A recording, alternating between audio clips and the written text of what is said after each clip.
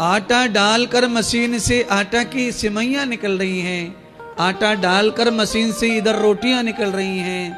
ऐसे ही जब आप साधना को धारण करते हैं तो आपके रोम रोम में साधना समा जाती है और फिर वही प्रदर्शन करती है, वही दर्शन कराती है, साधना ही बाहर आती है। फिर चलिए अब आप दूध पी लो और दूध पी के थोड़ी 2 उंगली गले में डालकर दूध को वापस निकाल लो, उल्टियां करके देख लो। तो आप जब उल्टियां करेंगे तो दूध के साथ कुछ बढ़ के तो आएगा पर कुछ घटने वाला। क्या क्या बात। आपने 1 गिलास दूध पिया, उसे तत्काल उल्टी कर दो, उसमें कुछ मिश्रण तो आ जाएगा पर वो दूध कम नहीं होगा, बढ़ के आएगा, बढ़ के। तात्पर्य समझ लो, जो आप ग्रहण करते हैं अंदर वो बढ़ के बाहर आता है, घटता कभी नहीं है। पर तुम्हारा तो घट गया। तुमने 8वीं में पढ़ा था, कहाँ याद है? तुमने 9वीं में पढ़ा था, कहाँ याद है? तुमने 11वीं में पढ़ा था, कहाँ याद है? तुमने 6ठी पढ़ा था, कहाँ याद है? तुमने 5वीं में पढ़ा था, कहाँ याद है? तुम तो बर्बाद हो गए, तुम्हें तो कुछ बचा ही नहीं है तुम्हारे पास। क्यों नहीं बचा है? ब्रह्मचरणी ही आचरणी ब्रह्म। जो साधना संयम का आचरण करता है उसका ही बढ़ता है, जो आचरण नहीं करता है उसका सब सर्वनाश हो जाता है। ग्रहण करने वाली चीजों का नाश हो जाता है।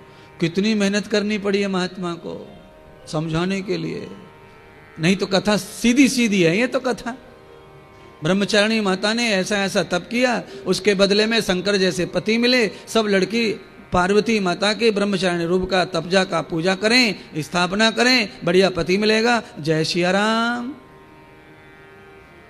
है ब्रह्मचारिणी माता की पूजा फैक्ट्री नहीं है पति मिलने की, कहीं लालच में आकर के लपक के पूजा में घुस जाओ और पति पति करो। ना ना ना ना, पति की जगह सूखी पत्ती मिलेगी किसी पेड़ की। शिवजी जैसा पति चाहिए तो ब्रह्मचारिणी त्वया पंथम पंथम पथ प्रदर्शितम यावते द्वया गति प्रमोर दक्षिणम तथा। आचरण से उस रास्ते पर अपने पग पे पग धरते चलो, आगे बढ़ो, तब आपको वो मिलेगा जो पार्वती को मिला। भगवान विष्णु को पार्वती जी ने सब बता दिया कि नारायण आप तो उनके स्वामी हैं, तो आप अब मेरी मदद करो। जब आपने पूछ ही लिया है कि ये व्रत में क्यों कर रही हूं, तो आपने पूछा है तो अब आप मेरी मदद करो और शंकर को मेरे पति के रूप में मुझे वर्ण करवाओ। नारायण परमात्मा ने जब ये सब बातें सुनी तो कहा, देवी आप तो ब्रह्मचारिणी हैं, आपके लिए दुनिया में कोई भी ऐसी चीज नहीं दुष्कर है जो आपको प्राप्त ना हो जाए। मैं गारंटी कह रहा हूं, आप अब घर जाइए, जंगल छोड़िए और आपको शंकर भगवान स्वयं लेने के लिए आएंगे, ये मेरा विश्वास आप मानिए। आपकी साधना, आपकी भक्ति, आपका चरित्र, आपका आचरण आपके लिए ऐसा हो जाता है कि आपको भगवान और देवता भी आपके पास आकर आपका सपोर्ट करते हैं और आपको न पाने वाली चीज भी प्राप्त हो जाती है। भजन में, साधना, आचरण में इतना सामर्थ्य होता है। इसलिए आचरणहीनो न पुनन्तु वेदः। आचरणहीन आदमी को फिर वेद शास्त्र पुनीत कोई भी पवित्र नहीं कर पाएगा। इसीलिए सब कुछ बिगड़े पर आचरण अपना ईमानदारी से बनाए रखो। आचरण गया तो सब गया। साधना गई, तप गया, जप गया।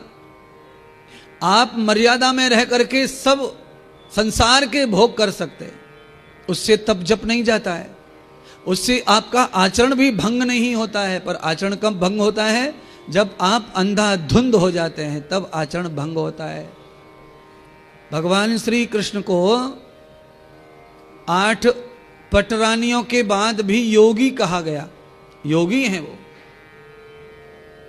8 पटरानी तो ऐसी हैं जो भगवान के हर समय साथ रहती हैं, हर समय। अगर ठाकुर जी कहीं रथ में जा रहे हैं बाहर युद्ध लड़ने या दरबार में या कहीं, तो भी पटरानी साथ जा रही हैं। इनको पटरानी कहते हैं, जो हर पल हर श्वास शक्ति बनकर मर्यादा बनकर, लाज बनकर साथ ही साथ चलती हैं, ऐसी भगवती 8 भगवान के साथ हैं तो भी वो भगवान योगी हैं।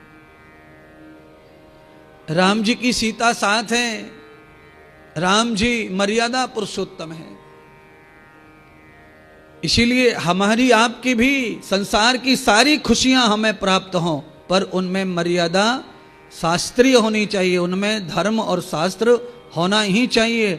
अगर अधर्म है और अशास्त्रीय कर्म है तो फिर वो तो दंड का भागी बनेगा, फिर वो दोष का भागी बनेगा, आचरणहीनता का भागी बनेगा, तो उसका कोई भी दंड जो होगा निहित वो मिलेगा।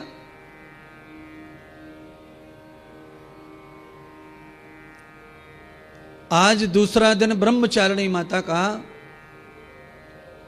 ब्रह्मचारिणी माता का आज का जो श्रृंगार है वो आप सब जानते हैं, पढ़ते होंगे, लिखते होंगे, सुनते होंगे। अच्छा, मुझे नहीं पता था कि ब्रह्मचारिणी माता का वस्त्र आज लाल है। मेरे सामने आ गया तो मैं तो पहन के आ गया, तो मेरा तो योग मामला जो है बैठ गया, बढ़िया हो गया। चलो, मुझे नहीं मालूम था कि उनका आज का वस्त्र लाल होगा,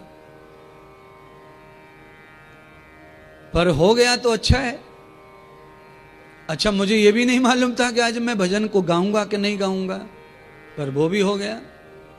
भजन भी गाया गया है लाल वाला, वस्त्र भी लाल, और माँ का श्रृंगार भी लाल है आज। तो आज भजन में सारी बातें हमने श्रृंगार से जोड़ के भी भजन में गाई गई। तो कभी कभी योग भी बातें सब सही बैठ जाती हैं। जब समय अच्छा, बुद्धि अच्छी काम करती है तो फिर हमारे अनुष्ठान भी सही दिशा में जाते हैं, हमारा जप तप भी सही दिशा में जाता है। आइए, अब इसका महत्व क्या है। द्वितीय दिन की नवरात्रि का व्रत ज्यादातर कौरी कन्याओं को करना चाहिए या सुहागन स्त्रियों को करना चाहिए। वैसे सभी कर सकती हैं नवरात्रि व्रत, हर एक मनुष्य को अधिकार है नवरात्रि ब्रह्मचारिणी माता का व्रत का, पर विशेषतः सुहागन स्त्रियां करें, अधिक लाभ पाएंगी। और कोई कुंवारी कन्या भी करे तो वो भी अच्छा पति का वर्ण घर बैठे करेगी, उसके भी माँ बाप को अच्छे पति के लिए ज़्यादा भटकना नहीं पड़ेगा। ये व्रत का ये महत्तम है, ये फल है। ब्रह्मचारिणी माता का व्रत करने से कुंवारी कन्याओं को बलवान पति मिलता है, बुद्धिमान, आचरणवान, मर्यादावान पति की प्राप्ति होती है, और वो भी घर बैठे। उनको भी खोजना नहीं पड़ता, ढूंढना नहीं पड़ता, उन्हें घर बैठे ही वर्ण प्राप्त हो जाता है। माता पार्वती गौरा के रूप में खड़ी हो गई, ब्रह्मचारिणी माता पार्वती गौरा बन गई, और गौरा बन करके अपने घर लौटी, राजा हिमाचल के महल पहुंच गई। और राजा हिमाचल के महल पहुंचकर ही तत्काल नारद जी आमंत्रण लेकर पहुंच गए। महाराज वो पहुंची और पीछे से नारद जी पहुंच गए कि बात पक्की हो गई, मिठाई बांटो मिठाई, दूल्हा मिल गई दूल्हा।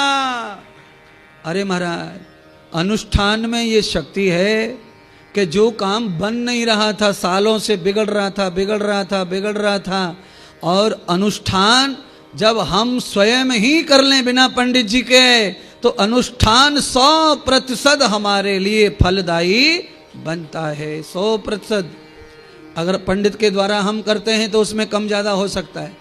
पंडित की श्रद्धा क्या है, पंडित का उच्चारण कैसा है, पंडित की तपस्या कैसी है, पंडित गुटखा खा रहा है कि नहीं, पंडित झूठ बोलता है कि नहीं, विद्वान का क्या कैरेक्टर है, उस आधार पर भी फल मिलता है, ये ध्यान रखना है।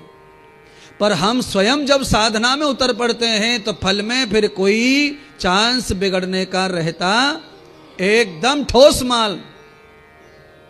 कहावत क्या है, स्वर्ग की कथा कितनी भी पंडित जी से सुनो, हमसे सुनो, पर स्वर्ग का दर्शन तो तभी होगा जब हम स्वयं मरेंगे। बिना मरे स्वर्ग का दर्शन नहीं होता। इसीलिए आप जब स्वयं तप, जब ध्यान साधना करेंगे, आचरण करेंगे, तब आपको ब्रह्मचर्य की शक्ति का पता चलेगा। केवल कथा सुनने से कुछ ज्यादा फील होता नहीं है। आहा, ब्रह्मचर्य की शक्ति का पता ही तब चलता है जब कोई करे।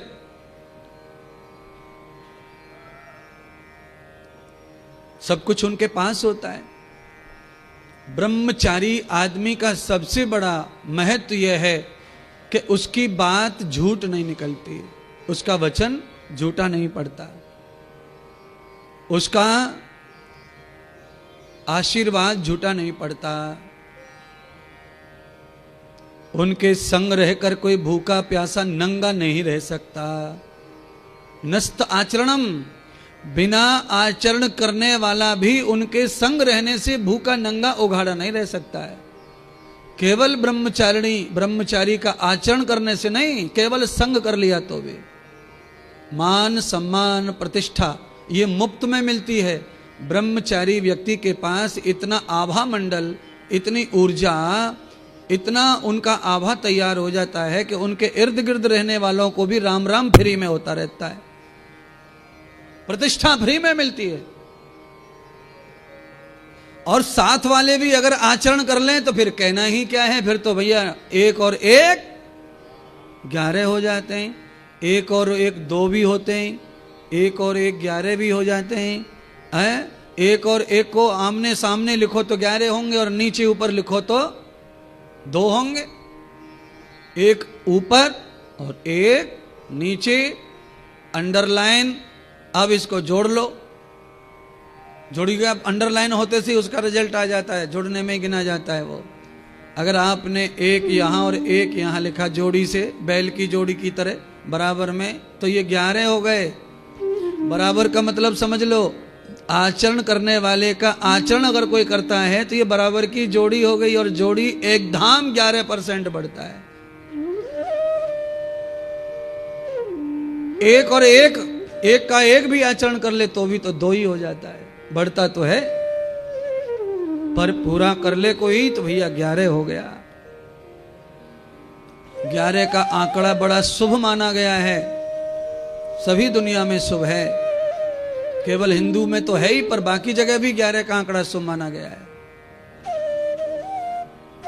हमारे यहां तो 11दशी को यानी एकादशी कहते हैं संस्कृत में।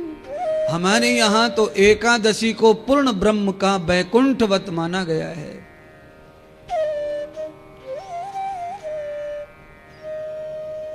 पापी से पापी को भी मुक्ति मिल जाती है, वैकुंठ मिल जाता है एकादशी में। अगर कृष्ण अर्पण हो जाए कोई, कृष्णार्पणम हो जाए कोई, कृष्ण समर्पण हो जाए कोई, या शरीर का त्याग एकादशी में हो जाए किसी का, तो वो स्वयं ही परमात्मा कृष्ण के चरणों का भोगी हो जाता है, अधिकारी हो जाता है।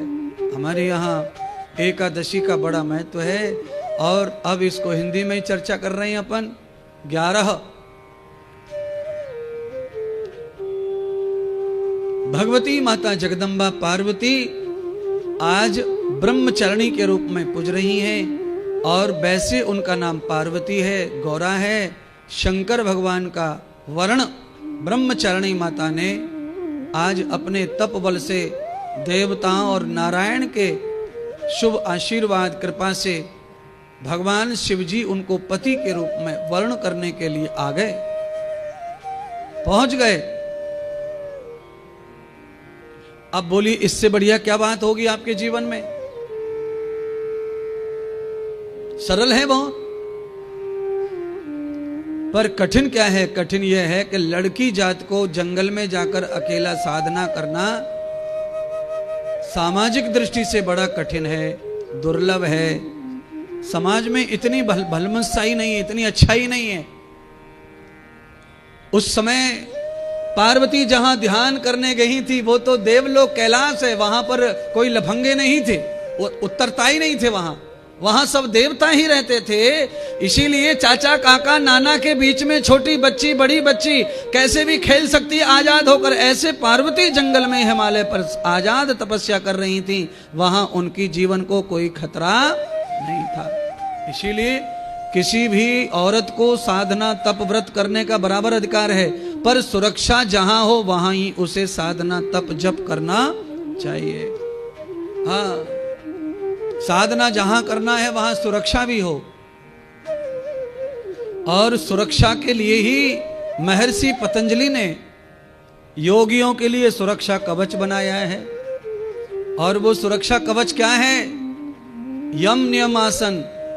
ये पार्वती में था। जब वो ब्रह्मचारिणी बनी तब वो पतंजलि के संपूर्ण नियमों का पालन कर रही थी। अर्थात इन नियमों से ही पतंजलि ने जाना कि इन नियमों से पार्वती ब्रह्मचारिणी का व्रत धारण करके शिव को पा गई, तो अगर इन नियमों को कोई भी संसार में अपनाएगा वो भी परम ब्रह्म परमात्मा शिव को पा जाएगा। आध्यानम शंकरम कृतम। इस मुद्रा में जब बैठते हैं हम तो उस समय केवल कैलाशपति का ही ध्यान होता है, शिव का। यह मुद्रा ही शिव को पाने की है।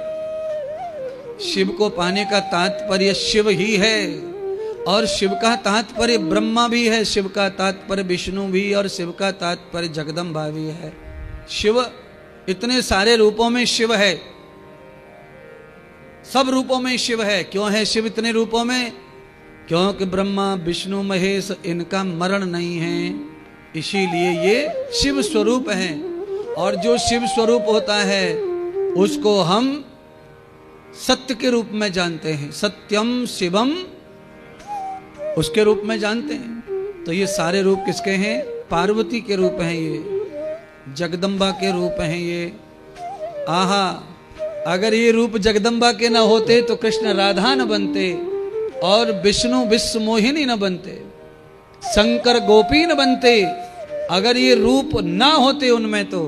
इसलिए महात्मा इंद्रदेव जो कुछ भी कहते हैं वो बिल्कुल ठोस डंके की चोट पर कहते हैं महाराज, प्रमाण से कह रहे हैं, प्रूफ। बोलिए श्री गोपेश्वर महादेव की जय हो। लो जी, ऐसे विरागी बाबा गोपी, ऐसे चार हाथ वाले नारायण विश्व मोहिनी, बोलो इतनी सुंदर महिला बन गए। बन गए नहीं, पहले से ही ऑलरेडी सब सिस्टम पहले से ही मौजूद है, बन गए नहीं है। केवल लीला अवतार में भगवान अपना लीला दर्शन करा रहे हैं कि मुझे पहचानो, मैं केवल पुरुष नहीं हूं, मैं स्त्री भी संग संग हूं। इसीलिए लोग मुझे भजते हैं, त्वमेव माता च पिता त्वमेव बंधु च सखा त्वमेव। केवल मैं स्त्री भी नहीं हूं, मेरा जब भी मन करता है मैं राम बनकर लक्ष्मण का भ्राता भी बन जाता हूं। जब मेरा मन करता है च बंधु, जब मन करता है तब मैं उद्धव और सुदामा का मित्र भी बन जाता हूं। त्वमेव सर्वम त्वमेव सर्वम। जब कोई मुझे सब रूपों में देखता है तो फिर मैं कृष्ण बन करके किसी का पति, किसी का भाई, किसी का बेटा भी बन जाता हूं। एक ही लीला में भगवान ने सबके बन गए, सबके। गोपियों ने पति होकर के भी गोपियों ने कहा कि पति बन जाओ, तो बन गए। गोपियों को पति थे पर भगवान को देखकर कहा कि आप भी पति हो, तो एक बार हमारे पति हो ये स्वीकार कर लो, हम सहज मृत्यु को प्राप्त हो जाएंगे। आहा, आप सत्य हो, ब्रह्म हो, पालन करता हो तो पति हो, हमारे प्राणों के पति। और ये शादी ब्याह जो होता है ये प्राणों के पति नहीं है, ये काहे के पति हैं? ये पुतले के पति हैं, पुतले स्टेचू के पति। प्राण पति अलग होता है और स्टेचू का पति, हाँ, जैसे स्टेचू खत्म हुआ शमशान में गया, ये दोनों का नाम बदल जाता है, लेडीज और जेंट्स का।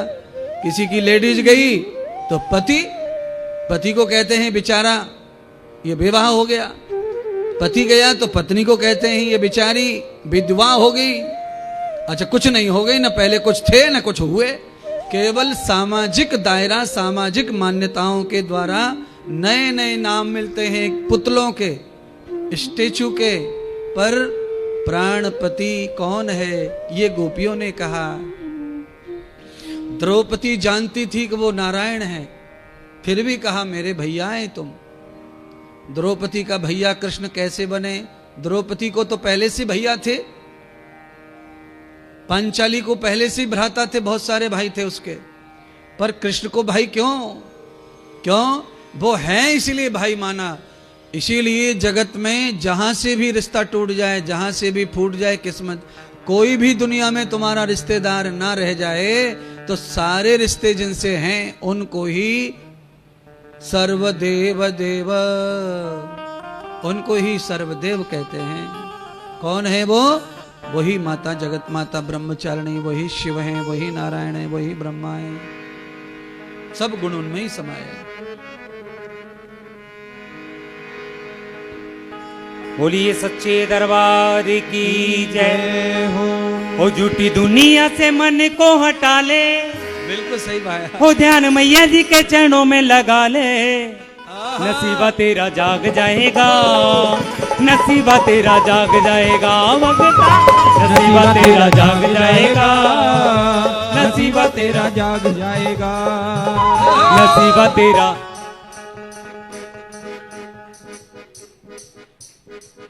एक नींद पूरी हो गई यजमान की, नसीबा तेरा जाग जाएगा, नसीबा तेरा जाग जाएगा, नसीबा तेरा जाग जाएगा, नसीबा तेरा जाग जाएगा।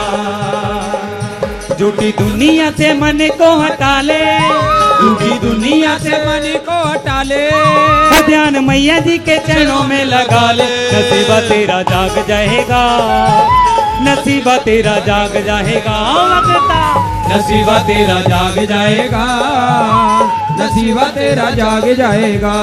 सच्चा है दरबार यहाँ माँ अंबिका, मिलता है प्यार यहाँ जगदम्बिका, सच्चा है दरबार यहाँ माँ अंबिका, मिलता है प्यार यहाँ जगदम्बिका।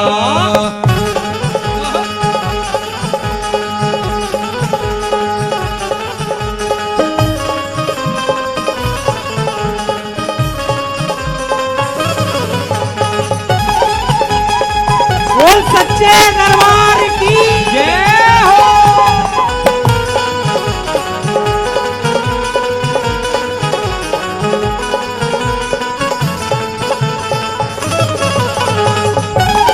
बोल सद्गुरुदेव भगवान की जय हो।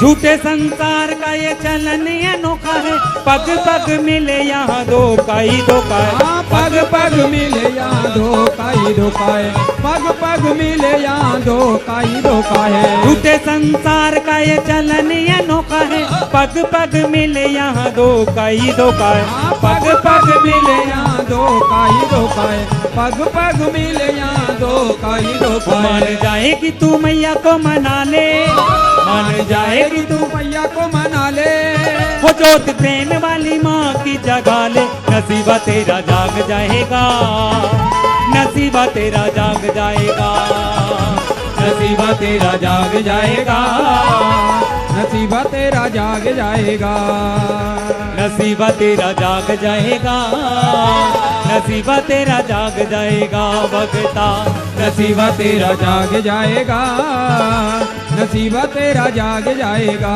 जय हो।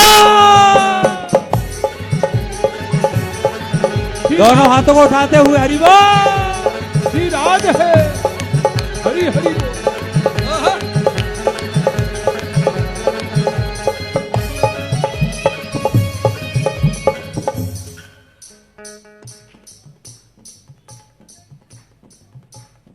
हाथ ऊपर करके गाते हैं इस गीत को।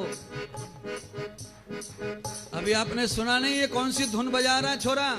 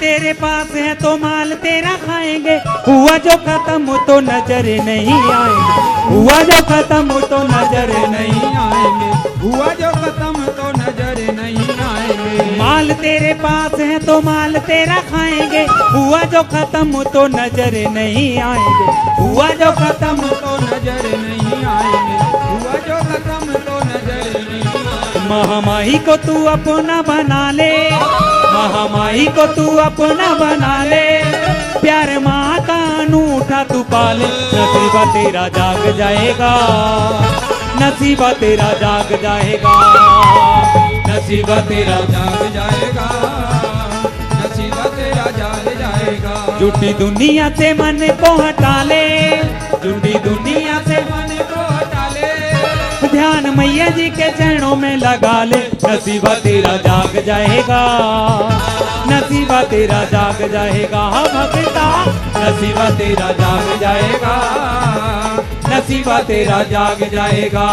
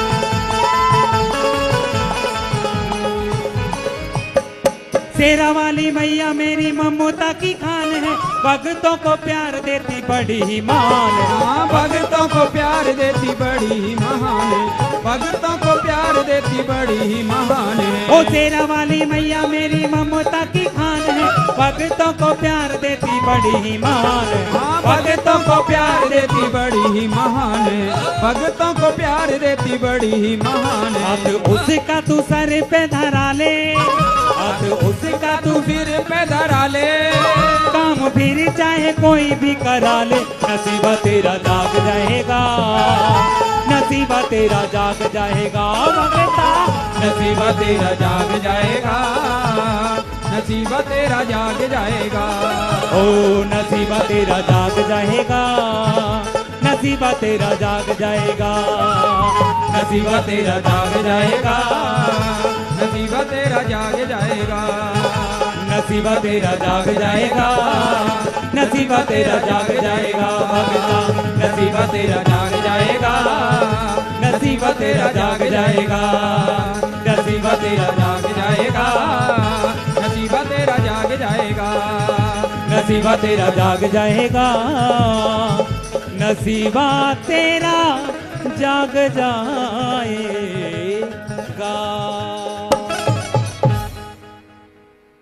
बोलिए जगदम्बे माँ जय हो, देवी महापुराण की जय हो, हर सिद्धि माता की जय हो, गौरा माता की जय हो, ब्रह्मचारिणी माता की जय हो।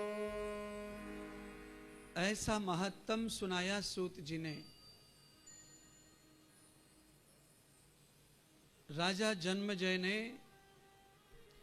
श्री व्यास जी के मुखार बिंद से देवी महत्तम सुना और ये निश्चय हो गया कि अब मुझे अपने पिता के मोक्ष के मुक्ति के लिए देवी भागवत महापारायण करना ही करना है। जन्मजय राजा ने देवी भागवत करने के लिए संपूर्ण जो विधान है उस विधान की रचना की और जगदम्बा महायज्ञ के लिए यज्ञशाला बनाई गई। व्यास जी के लिए बैठने के लिए आसन बनाए गए और सभी विधियां निपुण होते हुए भगवान जन्मजय अपने पिता परीक्षित के कल्याण के लिए, पितर मोक्ष के लिए देवी भागवत का पाठ पारायण श्रवण करने लगे। कल हमने सुना कि राजा जन्मजय केवल ये पूछ रहे थे कि पिता को सब सांप डस ले तो उसके मर जाने के बाद पुत्र को क्या कर्म करना चाहिए।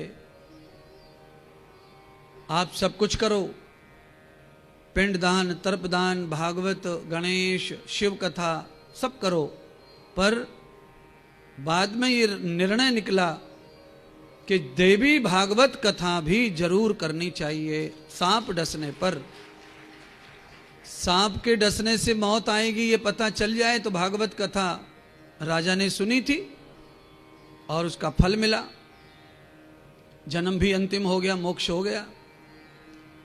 पर औलाद को भी अगर कोई पितर, कोई पूर्वज सांप डंस से मरा है तो औलाद को देवी का अनुष्ठान करना चाहिए। राजा जन्मजय ने अपने पितरों के कल्याण हेतु और उर्ण हेतु देवी महत्तम की कथा स्वयं भगवान वेदव्यास जी से ही श्रवण करने का निश्चय किया। संकल्प हो गया और देवी भागवत पारायण सुनाने के लिए स्वयं भगवान वेदव्यास आसन पर विराजमान हो गए और देवी भागवत का महत्तम सुनाते सुनाते उन्होंने और कहा और सुनाया कि तावते जन्मम नरः तावते नारी स्तंभते यस्यम जन्म भूणन्तयो भी ये भे गर्भ गृहतो तदाह।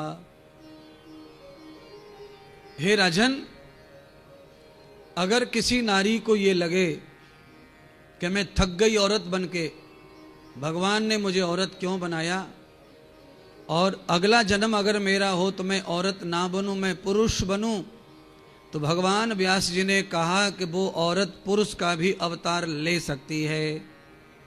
अगर किसी पुरुष को ऐसा लगता है कि मेरा जन्म बेकार है, मैं पुरुष हूं, अगर लेडीज होता तो नहाता धोता, क्रीम पाउडर लगाता और खाता पीता टीवी देखता, तो ऐसे पुरुषों को भी व्यास जी ने कहा कि तुम भी अगले जन्म में गुड्डी पप्पी सुनीता बन सकते हो। अगर तुम्हें चाहिए कि तुम्हें लता बनना है, ललिता बनना है, तो तैयारी करो। तो राजा जन्मजय ने कहा, महाराज ये कैसे संभव है, इस जन्म में कोई पुरुष अगले जन्म में स्त्री बने, ये कैसे संभव है, कैसे हो सकता है। तो भगवान परीक्षित के पुत्र जन्मजय का संशय मिटा रहे हैं और आप में भी ये संशय शायद हो गया होगा मेरे कहने से। अब उसका समाधान भी मैं ही आपका करूंगा एक कथा सुना करके। भगवान शंकर और माता पार्वती का विवाह हो गया। पार्वती जी को शंकर भगवान शादी के बाद, विवाह के बाद ऐसी जगह पर ले जाना चाहते हैं जहां उन दोनों के अलावा कोई तीसरा नहीं होना चाहिए।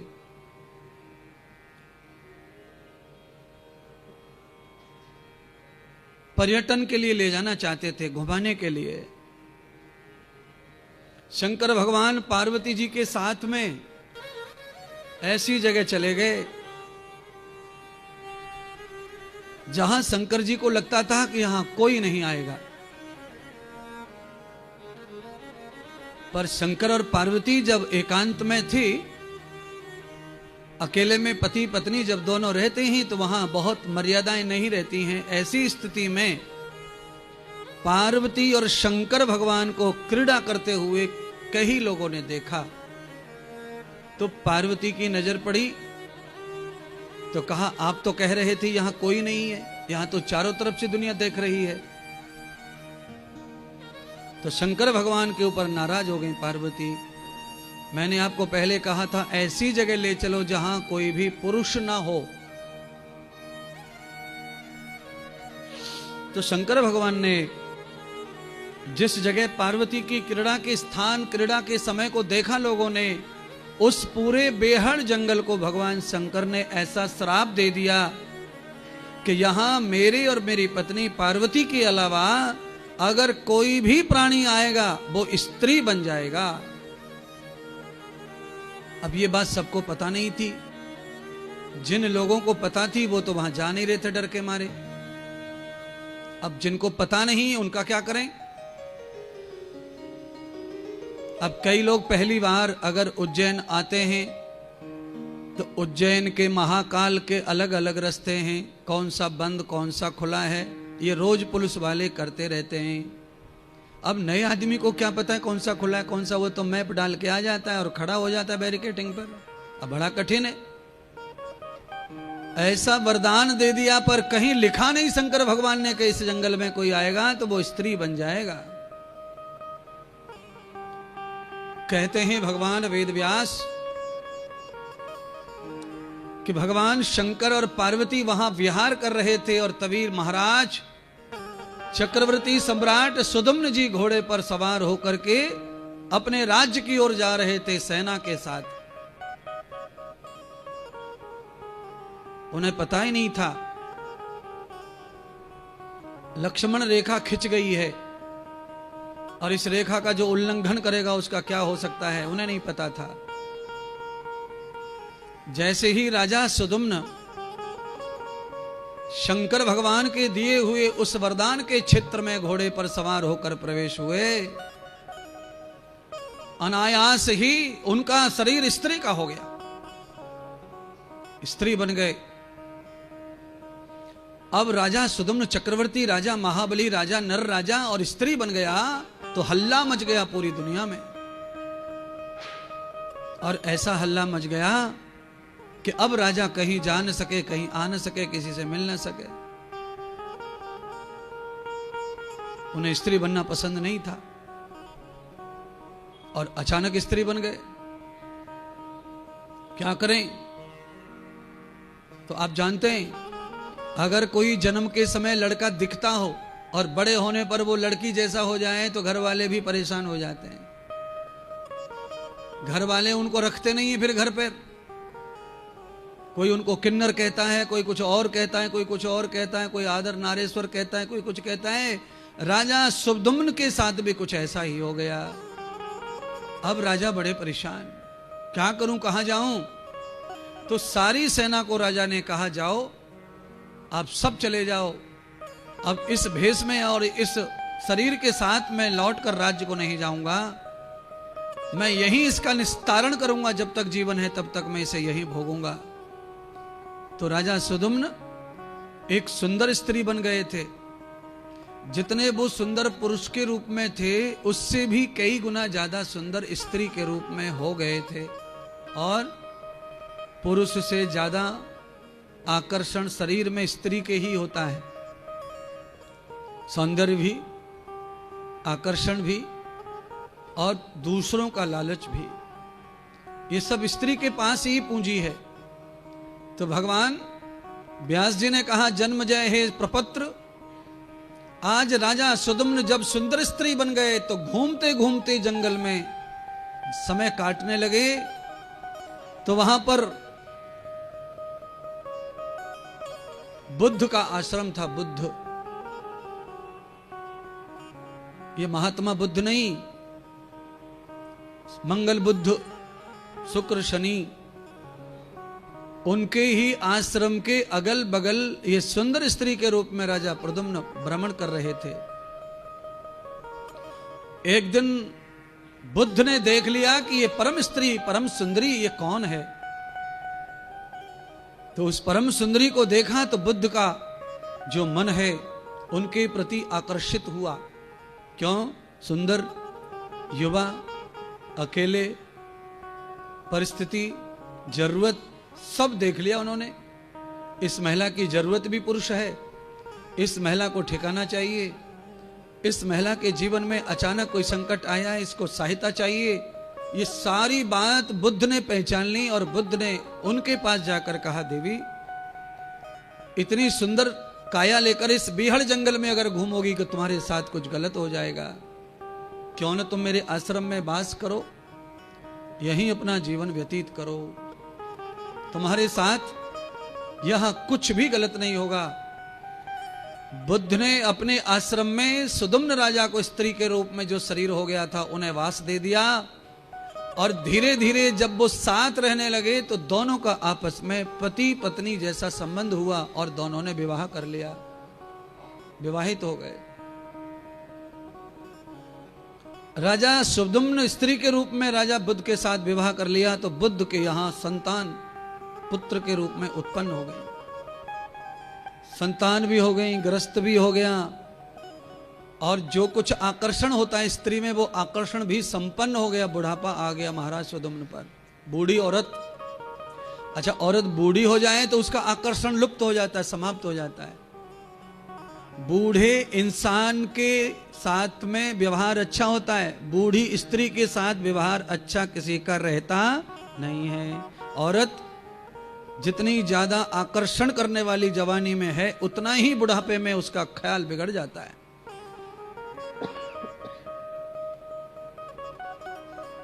दुनिया में सबसे ज्यादा औरत के ऊपर ही त्रास तकलीफ है बुढ़ापे में। औरत का ठिकाना बुढ़ापे में बड़ा कठिन हो जाता है। पुरुषों के लिए सब जगह रोटियां उपलब्ध हैं, स्त्री को बुढ़ापे में सेवा करने वाले उपलब्ध नहीं है। उसमें मर्यादा भी है, कुछ संकोच और लाज भी है। औरत चाहे जितनी बूढ़ी हो जाती है पर फिर भी सामाजिक दायरे में उसके शरीर में कुछ चीजें ऐसी हैं जिसके मारे समाज को लाज शर्म का भी पालन करना पड़ता है। इसलिए स्त्री को कुछ तकलीफें भोगनी पड़ती है वृद्ध अवस्था में। उस वृद्ध अवस्था में चले गए सुदुम्न महाराज स्त्री के रूप में, आकर्षण समाप्त हो गया। अचानक उस स्त्री के रूप में उनको घृणा होने लगी अपने शरीर से और अपने जन्म से और अपने पति के बर्ताव से और अपनी औलाद के बर्ताव से। तब उन्होंने अचानक रात्रि में बुद्ध का आश्रम त्याग दिया, छोड़ दिया घर बार को। आप जरा कान खोल के सुने सभी माताएं बहनें, बुढ़ापे में अगर ख्वारी हो रही हो, बुढ़ापे में परिवारी जन अगर आपको निकाल के फेंक दें अपने जीवन से, उस समय किसी भी धर्मात्मा साधु के शरणागति चले जाना चाहिए, साधु की शरणागति चले जाना चाहिए। पर तुम्हारे अंदर वैराग्य होना चाहिए, घृणा का, ईर्ष्या का, द्वेष का, लालच का, स्वार्थ का, इसका उसका। वो क्या कर रही है, वो क्या धर रही है, वो कहां बैठी है, वो कहां बोल रही है, ये गंदी आदत अगर तुम्हारी बुढ़ापे में है तो ये तुम्हें कहीं भी सुख से चैन से रहने देगी नहीं। ये आदत बहुत खराब है। अगर आप दूसरों पर ही अपने कैमरे लगाए रखते हैं कि कौन कहां जा रही है, कौन कहां कर रही है, कौन कहां बैठी है, ये बुढ़ापे में बहुत तकलीफ देगी आपको। कोई आपकी सेवा नहीं करेगा, कोई स्वीकार नहीं करेगा। क्यों? आदत की वजह से चोर चोरी छोड़ता है पर धरा उठाई नहीं छोड़ता है। आदत में बुढ़ापे में सास माताओं की ज्यादा टेंशन क्यों बढ़ती है? क्योंकि वही है, उनका वो बाकी चीजें तो छूट जाती हैं, पर खटिया पे बैठी बैठी जो तीर चलाती रहती है नफरत के, वो बहुत ही खतरनाक है। और वो सहन होते नहीं किसी से, फिर बड़ी चिंता बढ़ जाती है, सेवा की बड़ी मुश्किलें बढ़ जाती हैं। और इसीलिए मैंने कहा कि जैसे बुढ़ापा बढ़े, जरा अवस्था आए और आपको लगने लगे कि अब कोई नहीं रह गया अपना, सब लोग छोड़ के भाग रहे हैं, उस समय खुद की आदतों का भी सुधार कर लेना चाहिए। खुद को भी सुधार लो। अरे जो हो गया सो हो गया, जवानी में बुढ़ापा आ गया, आंखें टिमटिमी हो गई हैं, दांत कुछ कुचे हो गए हैं, हाथ पैर कुछ काम के है नहीं, तो उस समय सुधारना बहुत आवश्यक है। आप जब साधु भाव बन जाएंगे, साधु स्वभाव बन जाएंगे, तो मैं ये बात लिखित में दे सकता हूं कि आपके स्वभाव को देखकर कोई भी आपको मृत्यु पर्यंत सेवा दे सकता है, आपका पालन पोषण रक्षण कर सकता है।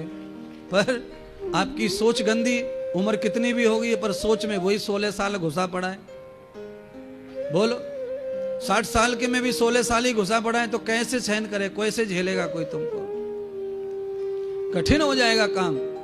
इसीलिए बहनों भाइयों, उम्र के साथ साथ अपने आप को भी बदलते रहना चाहिए। ये तो हम सब जानते हैं कि शादी हुई थी तो अपन कैसे रहे थे, शादी के पहले अपन कैसे रहते थे, शादी के बाद भी अपन कैसे थे, पहला बच्चा हुआ जब क्या करते थे, दूसरा हुआ क्या करते थे, उन सारी चीजों को धीरे धीरे धीरे धीरे भूलते जाओ, भूलते जाओ, भूलते जाओ। आज मेरी जो अवस्था है वो ये है कि मुझे अब उन सारी चीजों को डिलीट मार देना चाहिए और मुझे पूर्ण पवित्र होकर के साधारण साधु संत का आंतरिक भाव बना लेना चाहिए। आंतरिक भाव, साधु का आंतरिक भाव क्या है? साधु का आंतरिक भाव यह है कि दुनिया में जो कुछ हो रहा है उस पर ध्यान न देना, अपने भजन पर ही ध्यान देना। 2 रोटी, आधी रोटी, जो कुछ हिस्से में आए वो खा लो और भजन करते रहो। भोजन की भी डिमांड बुढ़ापे में नहीं चाहिए, जो मिले सो खाओ और भजन करो, ये भजन की परंपरा है।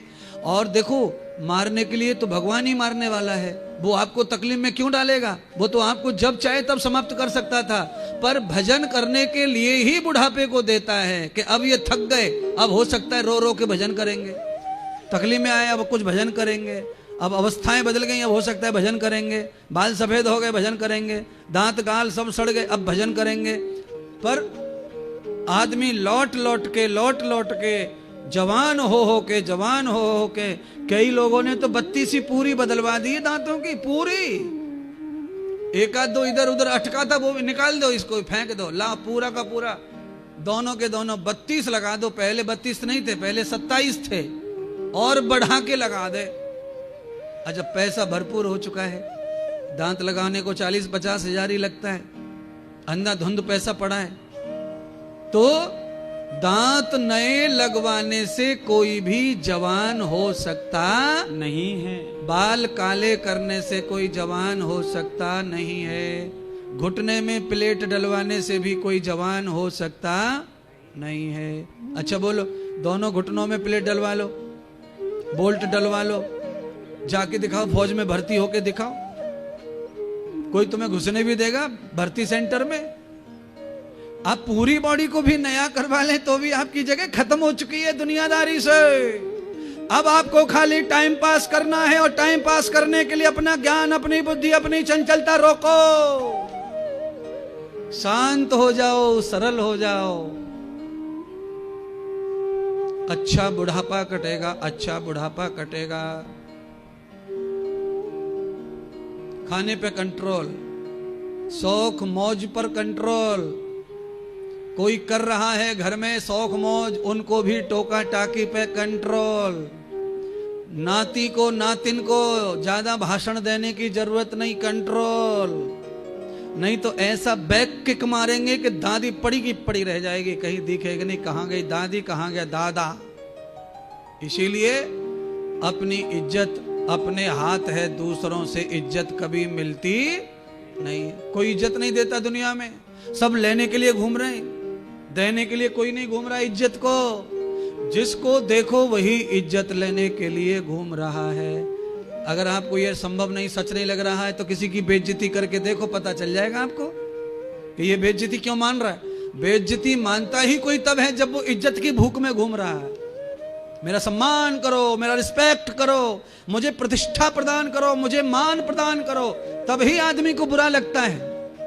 और जिसे पहले से मान प्रतिष्ठा की भूख नहीं है, उसे किसी के भी मान ना देने पर कोई दुख होता नहीं है। दुख का कारण ही क्या है? दुख का कारण ही पहले से सोचा हुआ विचार है। पहले से सोचा हुआ विचार दुख का कारण बनता है। कल्पना करिए, 5 पंडित गए थे भंडारा खाने, यजमान ने बुलाया, तुम तो 2 ही हो, 5 की कथा है, 2 की नहीं है।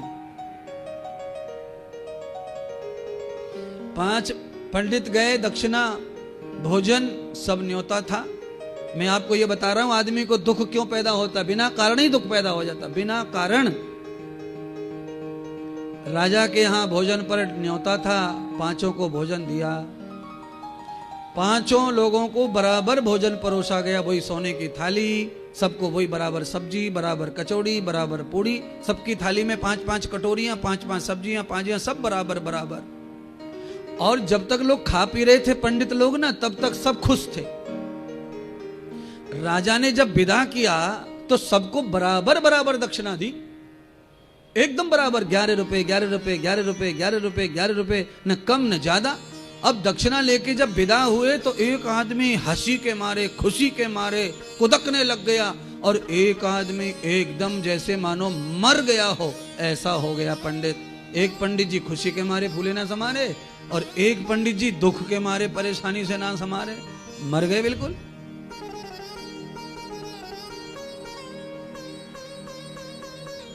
तीन पंडित जो थे वो सम थे, न खुशी न गम, क्योंकि उन्होंने कुछ सोचा ही नहीं था, ये दो ने सोचा था।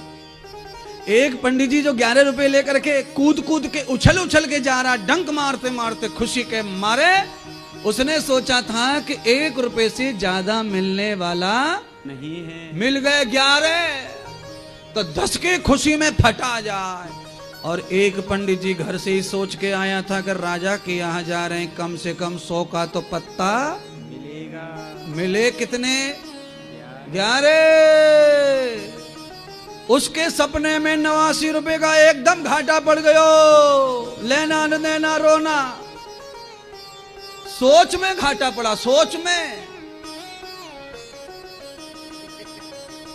89 रुपए का मुंह ये है, और 10 रुपए का जिसे फायदा हुआ।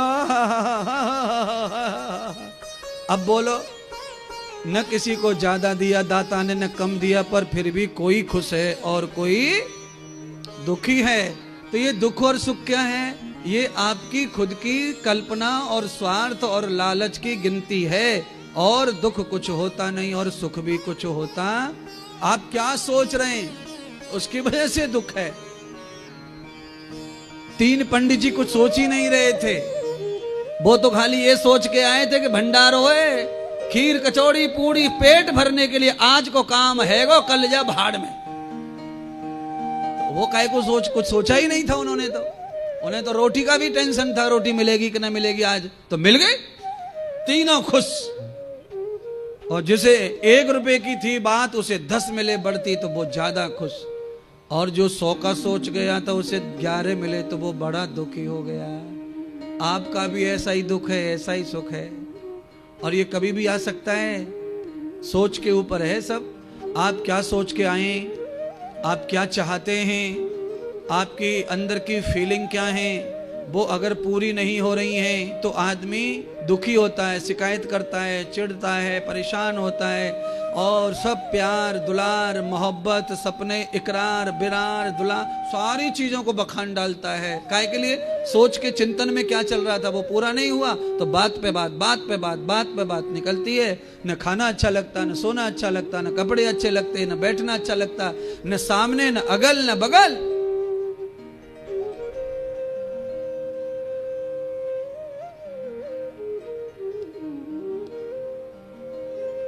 महाराज सुदुम्न बुढ़ापे में बैराग ले लिए, बुद्ध के आश्रम से चुपचाप गायब हो गए, जंगल की ओर निकल गए।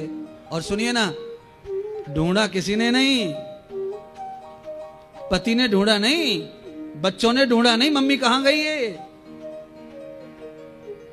बच्चे मम्मी को कब ढूंढते हैं? मम्मी 35 साल की हो तो ढूंढते हैं, 38 की हो तो बच्चे पप्पा भी ढूंढता है, देवर भी ढूंढने आता है। कहां गई भाभी, भाभी कहां गायब हो गई भाभी।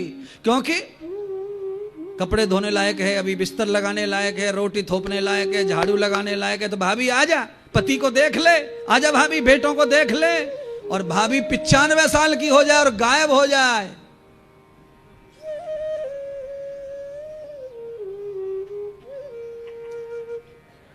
सिर में से जुआ निकाल के नाखून पे चटकाते हैं ना, इतनी इज्जत है बूढ़ी अम्मा की, उससे ज्यादा नहीं है महाराज। क्यों? समय का यही चक्र है, समय की यही पहचान है। इसीलिए सुंदर बहनों, आगे बुढ़ापा आएगा उस बात को सोच के आज की कथा को जेब में रख लो। इसीलिए जितना ज्यादा भजन ध्यान पूजा पाठ सत्संग कीर्तन हो जाएगा, यही रहेगा बुढ़ापे में। बाकी सब लोग त्याग करेंगे तुम्हारा। Side please, side please, side please. Truck के पीछे लिखा रहता है साइड प्लीज, हॉर्न दीजिए साइड प्लीज। बराबर 70 मीटर की दूरी बनाए रखें, बुढ़ापे में है ये सब। हाँ, थोड़ा सा कटकटा सा शरीर है तो फिर सब कुछ जायज है, बाद में सब दूर दूर महाराज। हाँ, घर के लोग क्या बोलते हैं आप सबको पता होगा। घर के लोग क्या बोलते हैं, माता जी आपको चुपचाप बैठा नहीं जाता, माता जी मम्मी जी आप चुप बैठा करो, यहां बैठो, हम भोजन भी लाएंगे, पानी भी लाएंगे, आपका बिस्तर भी करेंगे, पर आप चुपचाप यहां बैठो, इधर उधर घर में काहे को भटक रही हो। बोलो, अरे उसके पति ने घर बनाया है, तुम तो बहू बन के आई हो, उसको ही कह रही हो काहे को घूम रही हो घर में। अपने पति के घर में ना घूमेगी तो तेरे पति के घर में घूमेगी। तू बना ले फ्लैट, ले जा, ले ले 2 BH का ले ले, 1 BH का ले ले, जाके मर उसमें। जिसके पति ने बना के गिफ्ट किया है वो तो घूमेगी घूमेगी घूमेगी, पर चलती नहीं है। बहू को ऐसा लगे कि ये मोकुई देख रही है, मेरे खाने पे बड़ी निगाह रखे ये मैया सास है, मैं जब जिमने बैठूं तभी ऐसी मटर मटर सी आंख निकारे। कब वो देख लो या सास है। तुम्हारी मां से मैं बड़ी परेशान हूं, तुम्हारी मां से। क्यों? न नहाने दे न खाने दे। क्या करती है? खाली देखती तो है, औरत है, देखने दे, नहाते धोते। अम्मा है, माँ है, माँ बच्चों को नहाते धोते भी देख रही है तो भी उनका पालन कर रही है, पोषण कर रही है। आहा, नजर पड़ जाए। गांधारी की नजर पड़ गई थी दुर्योधन पर, निर्वस्त्र। दुर्योधन अमर हो गया शरीर दुर्योधन का, पर शर्म के मारे दुर्योधन ने ढक लिया गुप्तांग को, वहां नजर पड़ी नहीं, वही गदा से मारा गया, वही जगह कच्ची रह गई। इसीलिए अपनी माँ अपनी दादी की नजर हमारे ऊपर हर समय रहे, हम उतना ही मजबूत बनेंगे। उनकी नजर से परहेज मत करो, उनकी नजर में नजर नहीं, उनकी नजर में सुरक्षा है। भैया हम तो बातों बातों में पूरा इतिहास सही बता देते हैं। गांधारी और दुर्योधन की कथा झूठी लग रही है तो हमारी सब बात झूठी है, अगर उनकी बात सच है तो फिर हमारी बात सच है। घूमते घूमते कहां गई वो महिला? राजा प्रद्युम्न शिव जी के श्राप से स्त्री बन गए, तो अब बुढ़ापे में वो कहां चले गए बुद्ध का आश्रम छोड़कर। उनके मन में ये कल्पना आई कि स्त्री का जीवन किसी काम का नहीं है, स्त्री का सम्मान, स्त्री की जरूरत केवल और केवल काम और स्वार्थ और भोग है। इससे ज्यादा पुरुष स्त्री को सम्मान ही नहीं देता। इसलिए हे प्रभु, मुझे स्त्री के शरीर से मुक्त कर दो और कभी मुझे स्त्री का शरीर ना मिले, ऐसा मुझे वरदान दे दो। वो खोज कर रहे थी कि ऐसा हो सकता है क्या कि मैं फिर दोबारा से मनुष्य बन जाऊं और पुरुष बन जाऊं, तो उन्हें कोई मार्ग नहीं दिख रहा था। घूमते घूमते घूमते घूमते वो वशिष्ठ मुनि के आश्रम आ पहुंचे। वशिष्ठ मुनि आए आश्रम में। वशिष्ठ मुनि के एक महिला को वशिष्ठ मुनि ने देखा। छोटे मोटे साधु संत तो आश्रम में रहते ही हैं, बड़े महात्माओं के। उन्होंने उस बूढ़ी महिला का आदर किया और आश्रम में आबा भगत की आसन दिया। मुनिवर आए, वशिष्ठ मुनि। महिला ने दंडवत प्रणाम किया और अपना दुख रोया, सारी कथा सुनाई। मैं स्त्री नहीं हूं। तो वशिष्ठ मुनि हैरान हो गए स्त्री को देखकर, और वो कह रही मैं स्त्री नहीं हूं। तो कहा आप तो स्त्री ही हैं। तो कहा मैं स्त्री थी नहीं, मैं स्त्री हो गई हूं। तो कहा कौन थे? तो उन्होंने कहा मैं फलाने राज्य का राजा सुदुम्न हूं। भगवान शिव माता पार्वती को लेकर के बेहड़ जंगल में थे। पार्वती जी को और शंकर भगवान को क्रीड़ा करते कोई ना देखे, इसलिए उन्होंने ऐसा वरदान दे दिया उस जंगल को कि उसमें कोई भी पुरुष आएगा वो स्त्री बन जाएगा। तो अनायास मेरी यात्रा वहां से गुजर रही थी, तो मुझे मालूम न था, धोखे से मैं उस जंगल में चला गया, तो श्रापित भूमि के कारण मैं स्त्री बन गया। इस कथा से एक और ज्ञान मिलता है, और वो ज्ञान यह है कि कई लोग क्या करते हैं, कई लोग कई प्लॉट खरीदते हैं, जगह खरीदते हैं, और उस जगह को खरीदने के बाद में उसका सर्वनाश हो जाता है। कई लोग जगह खरीदते हैं, उस जगह को लेने के बाद में वो बहुत बड़े धनवान ज्ञानवान बन जाते हैं। तो क्या है इसका महत्व? इसका महत्व यह है कि जिस जमीन को खरीदकर हम पैसे में चूर चूर हो गए हैं, इस जमीन में किसी ने तपस्या की है, दान किया है, यज्ञ किया है, ये हमारे लिए बरकत बन गई है। और जिस प्लॉट जमीन को लेकर हमारा सब था वो भी लुट गया, बर्बाद हो गए। वो जमीन कोई चोर उच्चकों की बंटवारे की है, श्रापित भूमि है, वहां पर कोई गाय कटी है, वहां पर कोई महिला का अपहरण हुआ है, वहां किसी बाल हत्या हुई है, इसीलिए वो श्रापित भूमि है। शंकर भगवान ने भूमि को श्रापित कर दिया, उसका दंड सीधा सुदम्न राजा को प्राप्त हुआ। यानी राजा का कोई दोष नहीं है, राजा का कोई दुर्भाग्य नहीं था, पर उस जमीन में जाने की गलती के कारण वो फल प्राप्त हो गया।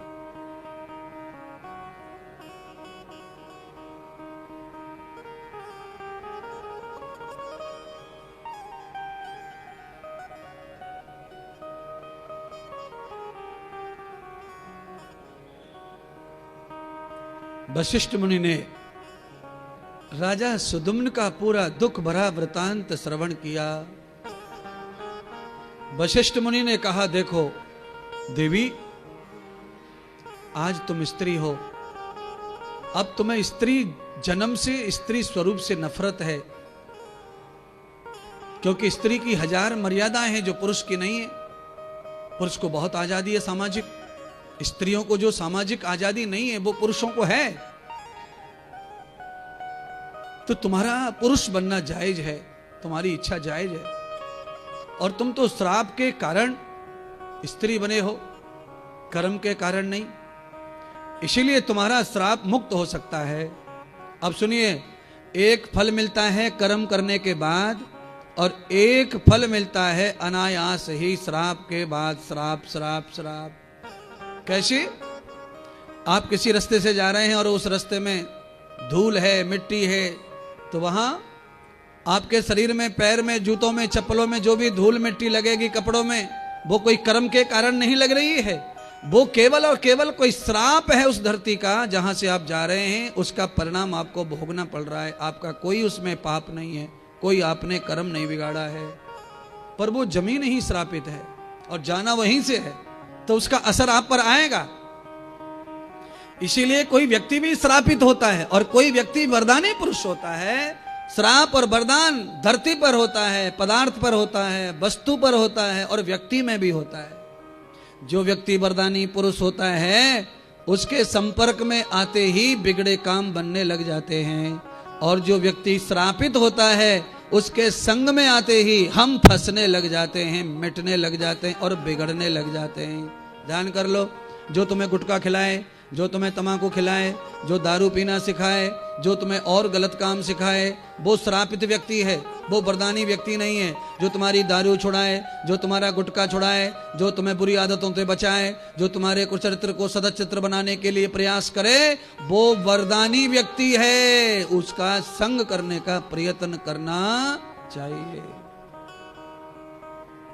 कोई भी हो सकता है, आप हो सकते हैं, ये हो सकते हैं, वो हो सकते हैं। अब आप अपना तराजू में तौल कर सकते हैं, आप तौल लो अपने आप को। सबके बारे में सब बता दिया तो आप अपने आप में अब तौल कर सकते हैं, आप अपने आप का निरीक्षण कर सकते हैं कि हम कौन हैं, हमारे पाने से फलाने आदमी का अच्छा हो गया कि बुरा हो गया।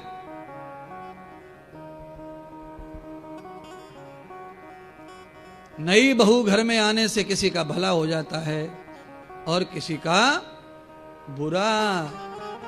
घर में नया जमाई आने से, पैर पड़ने से भला और किसी का श्रापित और वरदानी। 2 प्रकार के मनुष्य होते हैं। जो वरदानी मनुष्य हैं उनका पैर पड़ेगा तो हमारे कुशल कार्य होंगे और रुके हुए कार्य भी बनेंगे।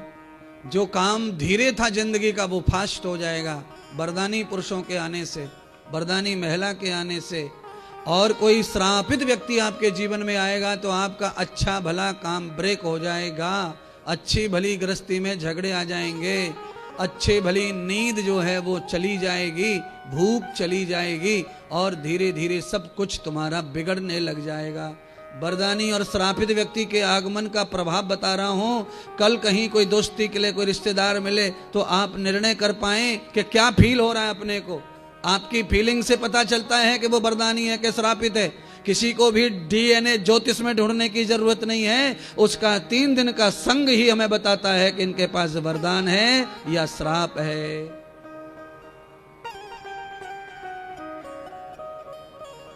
व्यास जी राजा जन्मेजय को कहते हैं, हे पुत्र, भगवान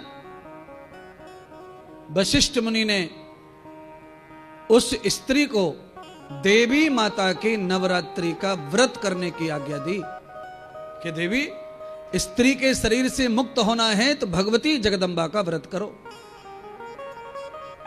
कार्तिक सर्दीय नवरात्रि का पर्व आया, योग से आ गया। जब भी वो पहुंची और तभी वो शुरू होने वाला था तो महात्मा ऋषि मुनि ने उनको ज्ञान दे दिया और कहा कि सप्तशती का पाठ महायज्ञ में आहुति करो और देवी महात्म का श्रवण करो। सुदम्न महाराज जो स्त्री बन गए थे शिव जी के श्राप से, उन्होंने माता पार्वती की संपूर्ण देवीय कथाओं का श्रवण किया। पूरे 8 दिन उन्होंने जगदम्बा भवानी के सभी रूपों का यज्ञ किया। दुर्गा सप्तशती के श्लोक से आहुति की और अष्टमी तिथि में आकर के महायज्ञ दुर्गा का करके उन्होंने कन्याओं को भोजन आदि का सम्मान दिया, दक्षिणा दी और वशिष्ठ जी को गुरु रूप में धारण करके उनको भी दक्षिणा दी। और परमात्मा के पुण्य के रूप में राजा जन्मेजय को व्यास जी कहने लगे कि वो सुदम्न राजा जो स्त्री बन गया था, भगवती माता के नवपारायण करके भगवती की कथा श्रवण करके वशिष्ठ जैसे परम गुरु के वरदान से उन्हें पुनः मानव का जीवन प्राप्त हो गया। वो पुनः मनुष्य बन गए, उनको नर रूप धारण करने का अवसर आया। यह कथा भगवान श्री सूत जी ने शौनक आदि ऋषियों को सुनाई। कहा कि किसी नारी को नर बनना है तो भगवती माता की शरण में जाए और किसी पुरुष को स्त्री बनना है तो वो भी भगवती की शरण में जाए, क्योंकि नर नारी दोनों का ही जन्म भगवती के ही गर्भ से होता है। उनको ही प्रार्थना करो कि हमें नर दो या नारी बनाओ। तो इस जन्म में कोई नर है, वो नारी बनना चाहता है तो भगवती का ध्यान करो, उपासना करो। कोई नारी नर बनना चाहती है तो भगवती का ध्यान करो, उपासना करो। भजन में इतनी शक्ति है कि आप जो मांग रहे हैं वो प्राप्त हो जाता है। नर नारी बन जाता है, नारी नर बन जाता है। ये सारा चमत्कार भगवत चर्चा से, भगवत स्मरण से, भगवत पूजन से संभव है। और ये कोई पाखंड जादू टोना नहीं है। कोई संकल्प लेकर इसे करके देखो, कोई बिगड़ नहीं जाएगा। कुछ 9-10 दिन की बात है, संकल्प ले लो और इसे करो व्रत को। पर ऐसा व्रत नहीं है ये व्रत थोड़ा कठिन है। कैसा व्रत है तो कहा, अष्टमान गते दिवसौ रजनी बृहदवासिता पुण्यार्जनम पुण्यारवाचम पुनरह पुनरह कृतम फल। रात और दिन मिला करके 8 दिन जो निरंतर भगवान भगवती के ध्यान में आहार विहार निद्रा का त्याग कर देता है और जगदम्बा दुर्गा के ही उन 18 भुजा के स्वरूप का निरंतर ध्यान करता रहता है, उसके संपूर्ण मनोरथ पूरे हो जाते हैं। खाते पीते नहीं जमेगा मामला, छोटा फल मिलेगा। क्यों? खाने का आरक्षण भी तो लिया है ना, रिलैक्स होने के लिए खाना पीना भी तो चालू रखा है ना। दिन में कर लिया, रात में खा रहे हैं, सो रहे हैं। पर ऐसा व्रत नहीं बताया वशिष्ठ मुनि ने और व्यास जी ने। कैसा बताया तो कहा, रात और दिन निराहार और निर्जल केवल भगवत रस ही पीना है और कोई रस जीभा पर नहीं आना चाहिए। अर्थात देवी का व्रत 8 दिन का ही बहुत है, 8 जन्मों के लिए। 8 दिन कर लो, जन्म जन्म कभी मत करो। पर व्रत ऐसा होना चाहिए कि 8 दिन जीव के ऊपर किसी वस्तु को देख करके पानी भी नहीं आना चाहिए। रस सामान को देख लिया, अपन खा तो नहीं रहे, मन मार लिया, पर देख के जैसे पानी सा आ जाता है थोड़ा सा, तो वो पानी आना भी मानसिक भोजन करना है। उस जीव के पानी को भी कंठ में नहीं उतारना। ऐसा व्रत 8 दिन का ही 8 विद्या 8 सिद्धियों को देने वाला है। मरेगा नहीं कोई, ये मेरी पक्की बात है, पर शरीर में कुछ रह भी नहीं जाएगा आगे के, पर मरेगा कोई नहीं। जो चाहते हो वही मिलेगा, पर ऐसा कठोर तप करे कोई, तब होगा ऐसा। अच्छा, ये कठिन लग रहा है तो वाचाम अष्टौ प्रहरत स्वदाम दिवसम योग बृहदवाह। थोड़ा बहुत खाना है तो चलो पानी की छूट दे देंगे, दिन में एक बार पानी कभी भी ले लो 24 घंटे में, पर होठ बंद रखो, बोलना नहीं किसी से, मौन। मल का त्याग ना होवे 8 दिन, मल त्याग और पेशाब और थूक। चलो इतना भी संयम कर लो, छोटा हो गया, थोड़ा हल्का हो गया। अब इसमें खाली मलमूत्र का त्याग नहीं करना है, मल को नहीं जाना, लेटरीन नहीं जाना, पेशाब को नहीं जाना और थूकने नहीं जाना है। 8 दिन इतना पवित्र व्रत कर लो, आप जो चाहेंगे वो मिलेगा। अच्छा, ये भी कठिन लग रहा है महाराज, ये कैसे होगा महाराज? अरे ये सब होगा, ये सब होता है इसलिए मैं बता रहा हूं, ये होता है इसलिए बता रहा हूं, और ये सब किए हुए हमारे सब इसलिए बता रहे हैं। ये सब संभव है, इसमें कोई कठिन नहीं है। पर ये कब होगा? जब ये सब 6 महीने पहले से आपको इसकी तैयारी करनी। हाँ, अच्छा, लोग क्या करते हैं? लोग करते हैं कि आज नवरात्रि प्रारंभ हो रही है, सर्व पितृ अमावस्या है, आज पितरों को कम और पहले खुद को ठूस लेते हैं। दे खीर, दे खीर, दे पकौड़ी, दे कचौड़ी, दे पूड़ी। आज आदमी 3 नहीं 5 बार खाते, 5 बार। क्यों? सुबह क्या है? कल से नवरात्रि है, कल से नवरात्रि है, कल से व्रत पकड़ना है, कल से कलश स्थापना है, कल से देवी स्थापना, कल से घट स्थापना है। तो आज 7-8 बार ठोक देता, दे दड़ादड़, दे दड़ा। अरे बाबा, एक दिन पहले इतना ठूस लिया है, अगर तू रोकेगा तो भी 10 बार जाना पड़ेगा टॉयलेट के लिए, इतना ठूस के रखा है। एक बार में वो निकले ना, इतनी लंबी आंतड़ाएं वो फुल भरी पड़ी हैं, एक बार में खाली नहीं होंगी वो। बोलो, 80 फुट लंबी आंत में कोई रोटी सब्जी ठूस दे, 80 फुट। बोलो, 1 इंची पाइप पानी का, 1 इंची पाइप पानी का, 1.25 इंची पाइप हो, आधा इंची पाइप हो आपके घर में, और वो 100 फुट लंबा हो, उसमें पानी भर के उसे रोक दिया जाए, पानी और ना डाला जाए, और नीचे नल में खोल के देख लो, कम से कम 4 लीटर पानी भर जाएगा। इतनी लंबी आंतड़े तुम्हारे, और ये भरे ही पड़े। जो निकलता है रोजाना वो खाली 10% है, 90 तो वहीं रहे हुए पेट में ही। महाराज ऐसे कैसे? फिर पेट साफ हो गया कैसे समझेगा? पेट साफ होता ही नहीं है, 10% ही होता है, सुबह भी आए किसी को तो, बाकी वहीं भरा है। सारा का सारा मल एक साथ साफ हो जाएगा। तो जैसे घर के नीचे से नदी के प्रभाव से जमीन कट जाती है, पूरा घर नदी में गिर जाता है, ऐसे ही शरीर तुम्हारा चक्कर खा के धरती में गिर जाएगा।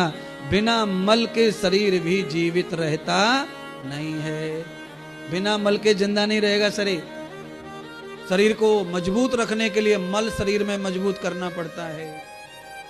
मल मजबूत करने का मतलब मल को सड़ाना नहीं है, मल को पचाना है। लेटरिन को पचाना पड़ता है, बाथरूम को पचाना पड़ता है। क्यों? आपको नाम सुन के बुरा सा लगता है ना, पर वो बाथरूम नहीं है, वो लेटरिन नहीं है, वो तुम्हारे मुंह में से डाला गया रबड़ी है, खीर है, पानी है, शरबत है, कोल्ड ड्रिंक है, ये सब है मलमूत्र। मुंह में से डालते समय जो कोल्ड ड्रिंक था, निकालते समय पेशाब बह जावे, नाम बदल जावे। अच्छा बोलो, शरीर में पेशाब की कोई फैक्ट्री है? वो तो यहां से डाल रहे हैं, यहां से जा रहा है।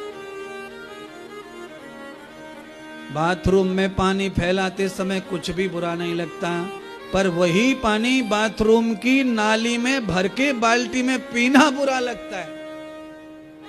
बोलो क्या क्या बिगड़ गया उसमें भाई? तुमने बाथरूम में पानी फैला दिया और बाहर मोरी का पाइप लगा था, उसमें से फिर दोबारा भर लिया, बुरा क्या है? तुमने तो फैलाया, तुम्हारा पानी है, तुम्हारा ही बाथरूम है, पर वहां से लेके पीने की हिम्मत नहीं होगी किसी की। क्यों नहीं होगी? क्योंकि ये सारे गाइडलाइंस हमने ही तैयार की हुई है। ये खराब, ये अच्छा, ये खराब, ये अच्छा, ये पवित्र, ये अपवित्र। अच्छा मानना चाहिए, अगर वस्तु बहुत है तो पवित्र अपवित्र का मानना चाहिए। पर युद्ध जब होते हैं, युद्ध जब होते हैं तब पानी नहीं रहता पीने के लिए, युद्ध मैदान में भोजन नहीं रहता। उस समय आदमी लड़ने के लिए कैसे जीता है, वो क्या खाता है, क्या पीता है। तब उस समय फौजी आदमी, कमांडो जो होते हैं, वो अपना ही मूत्र पीते हैं और अपना ही मल खाते हैं। तब वो 10 दिन काट कर जीत के हार कर आते हैं, तब देश की सुरक्षा करते हैं। आपत्ति काल में आपका ही मलमूत्र आपके लिए जीवनदायक बन जाता है। पर जब हमारे पास सब सुविधा है तो अच्छे बुरे पवित्र अपवित्र का पालन भी करना चाहिए। आपत्ति काल की बात है। मैंने 3 नियम बताए नवरात्रि के। पहला कठिन लगा तो दूसरा मलमूत्र थूक, इसे कंट्रोल कर लो, इसे पचा लो। अच्छा ये भी तुम्हें लग रहा है कि ये भी कठिन है, तो जाओ, छूट है। एक बार मूत्र के लिए जाओ, एक बार मल का त्याग करो, एक बार थूक दो, बस 24 घंटे में केवल इतना कर लो। बाकी समय 24 घंटे सब रोक के समाप्त कर दो, शरीर में भस्म कर दो। आहा, आप कहेंगे महाराज सब कड़क कड़क बता रहे हो, सरल बताओ। तो सरल ले। सरल क्या है? सरल ये है कि दुर्गा माता का कलश रख लो घर में, आरती दिया सुबह शाम कर लो, और दिन भर झूठ बोलो, दिन भर पाप करो, दिन भर कुछ भी पटे सो खाओ, तुम्हें जो लगे सो खाओ। आज की देवी को जो चढ़ेगा वो तुम खाओ, तुम्हें जो पटे वो खाओ, और फिर पूजा करो, आरती करो, और छोटे मोटे कटपीस के जो फल हैं वो तुम्हारी झोली में आएंगे। ओरिजिनल एक्सपोर्ट क्वालिटी का माल आने वाला, एक्सपोर्ट क्वालिटी का तुम्हें नहीं मिलेगा। आंधी में जो झड़ गए थे वो भर के आएंगे, वो तुम्हें मिलेंगे। ले दुर्गा का फल, ले काली का फल, ले चामुंडा का फल, ले ब्रह्मचारिणी का फल, ले कुष्मांडा का फल, ले फल, सारी देवी फल देंगी पर फल वही मिलेगा। गुरुजी हमने सुना है, एक महाराज कथा में कह रहे थे कि नवरात्रि के व्रत में चाय तो चलती है। हमने कहा बिस्की भी चलती है। किसने रोका है? तुमको जो पटे वो सब चलता है। दुनिया में तो देवी माता को क्या क्या नहीं चढ़ा रही दुनिया, तो हम क्यों रोके तुमको कुछ भी करने से? तुम्हें जो चंगे सो करो, भक्त को तो अपने मन अनुसार। दुनिया तो देवी माता पे दारू भी चढ़ा रही है, भैंसा भी चढ़ा रही है, बकरा भी चढ़ा रही है, तुम्हें खाने से क्यों रोको? जब आदि दुनिया के मन में क्या क्या चली है, देवी माता को लेके भी कितना बड़ा भ्रम है। पर भैया मैं इंद्रदेव हूं, मैं जो कह रहा हूं उसे समझो। ना मैं बकरा चढ़ाता हूं, न भैंसा, न दारू। मैं देवी माता पर अपने संकल्प और मंत्र, श्लोक और साधना तपस्या को अर्पण करता हूं। हे माँ, मेरी श्रद्धा सुमन को स्वीकार कीजिए। कौन से श्रद्धा सुमन? बोलिए। या देवी सर्वभूतेषु भक्ति रूपेण संस्थिता। ये देवी आपका दया रूप है तो मुझे भक्ति प्रदान करो। भोजन नहीं चाहिए, कपड़ा नहीं चाहिए। जब आपने बिना भोजन बिना कपड़े के ही दुनिया में भेजा है तो चाहिए नहीं। अगर चाहिए होता तो आप जैसे खोपड़ी पे बाल लगा के भेजती हो तो आप माया पैसा भी साथ में थैला के साथ भेज देते। दुनिया भर के थैले निकलते बच्चे के साथ में। बच्चा जब पैदा होता है तो उसके साथ में दुनिया भर की थैली, थैला, कोथड़ी, कोथड़ा, पानी, खून सब निकलता है।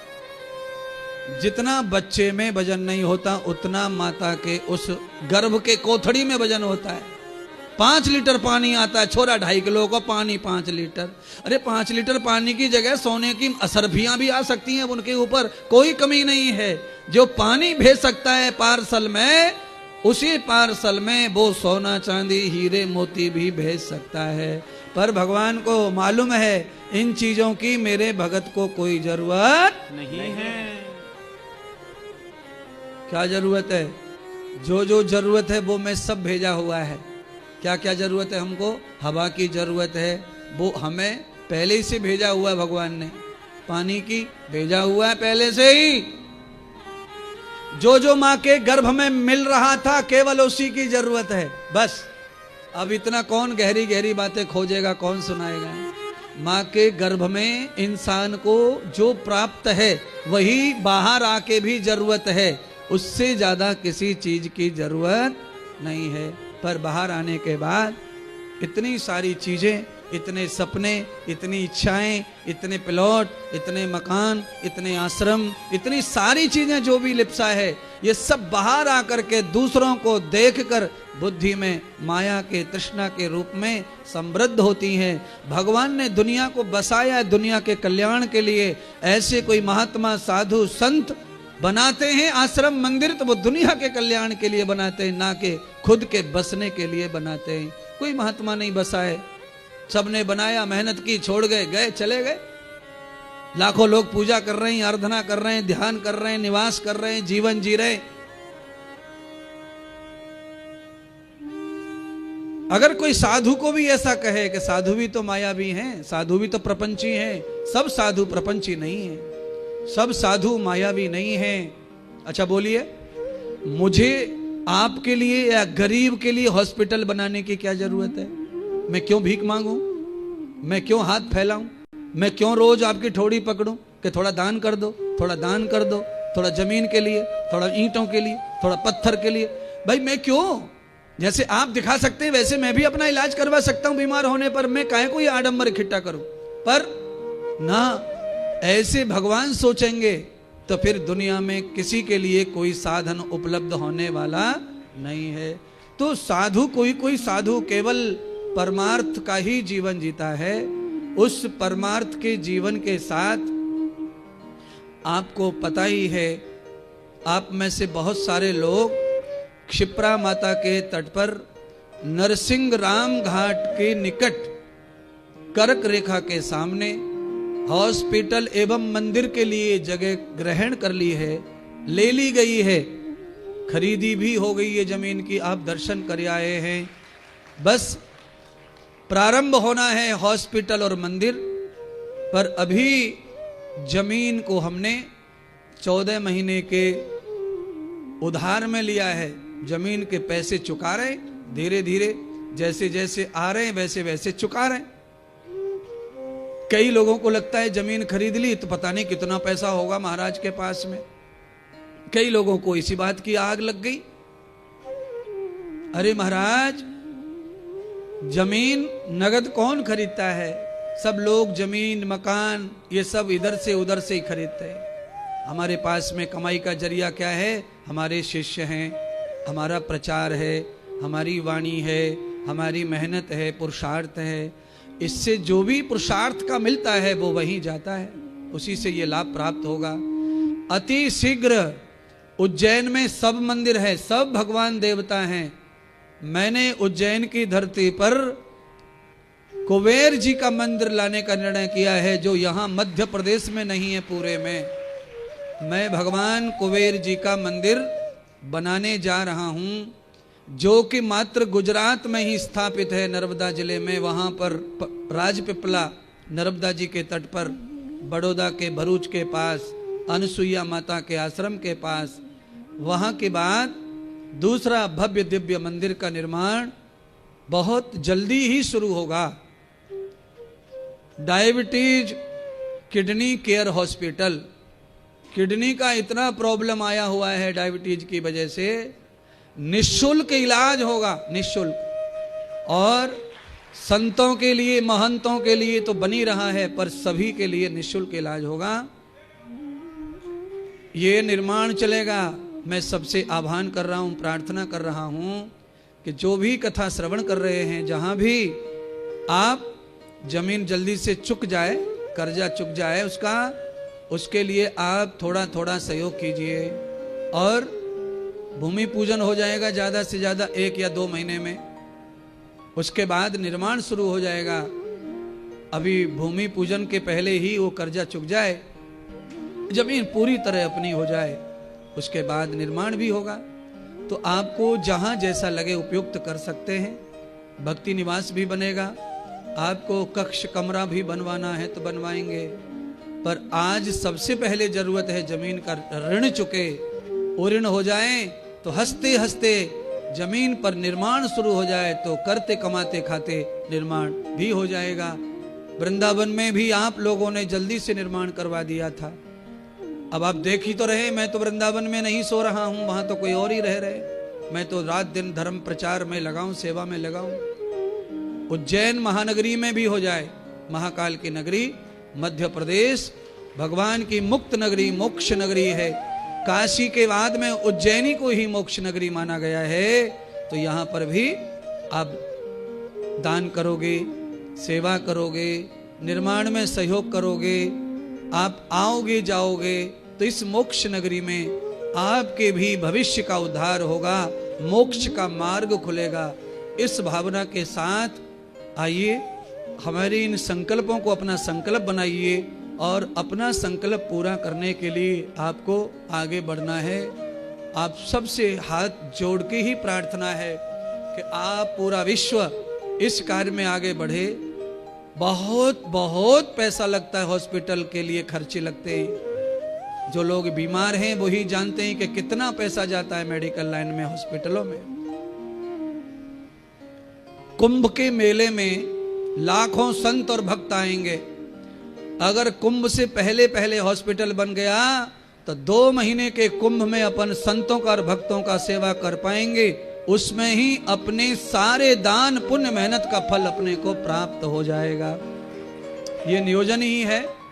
और व्यासपीठ पर जो बात कही जाती है वो कभी भी कमजोर पड़ने वाली, हम तो अपना कतरा कतरा लगा देंगे, पर कुंभ से पहले उसे अच्छा नियोजन करना ही चाहेंगे।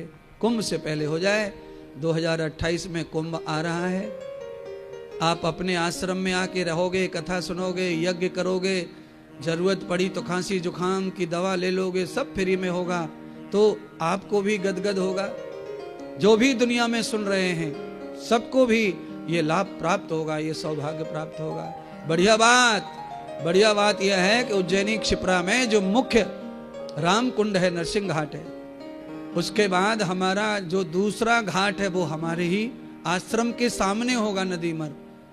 आपके लिए नहाना धोना, पूजा पाठ, आरती, ये सब सौभाग्य होगा। और महाकाल मंदिर से मात्र 2 मिनट की दूरी है। 2 मिनट कदम पैदल चल के जाओगे तो 2 मिनट पर आप मंदिर पहुंच जाओगे। सौभाग्य से नक्शे में नक्शा आ चुका है कुंभ का।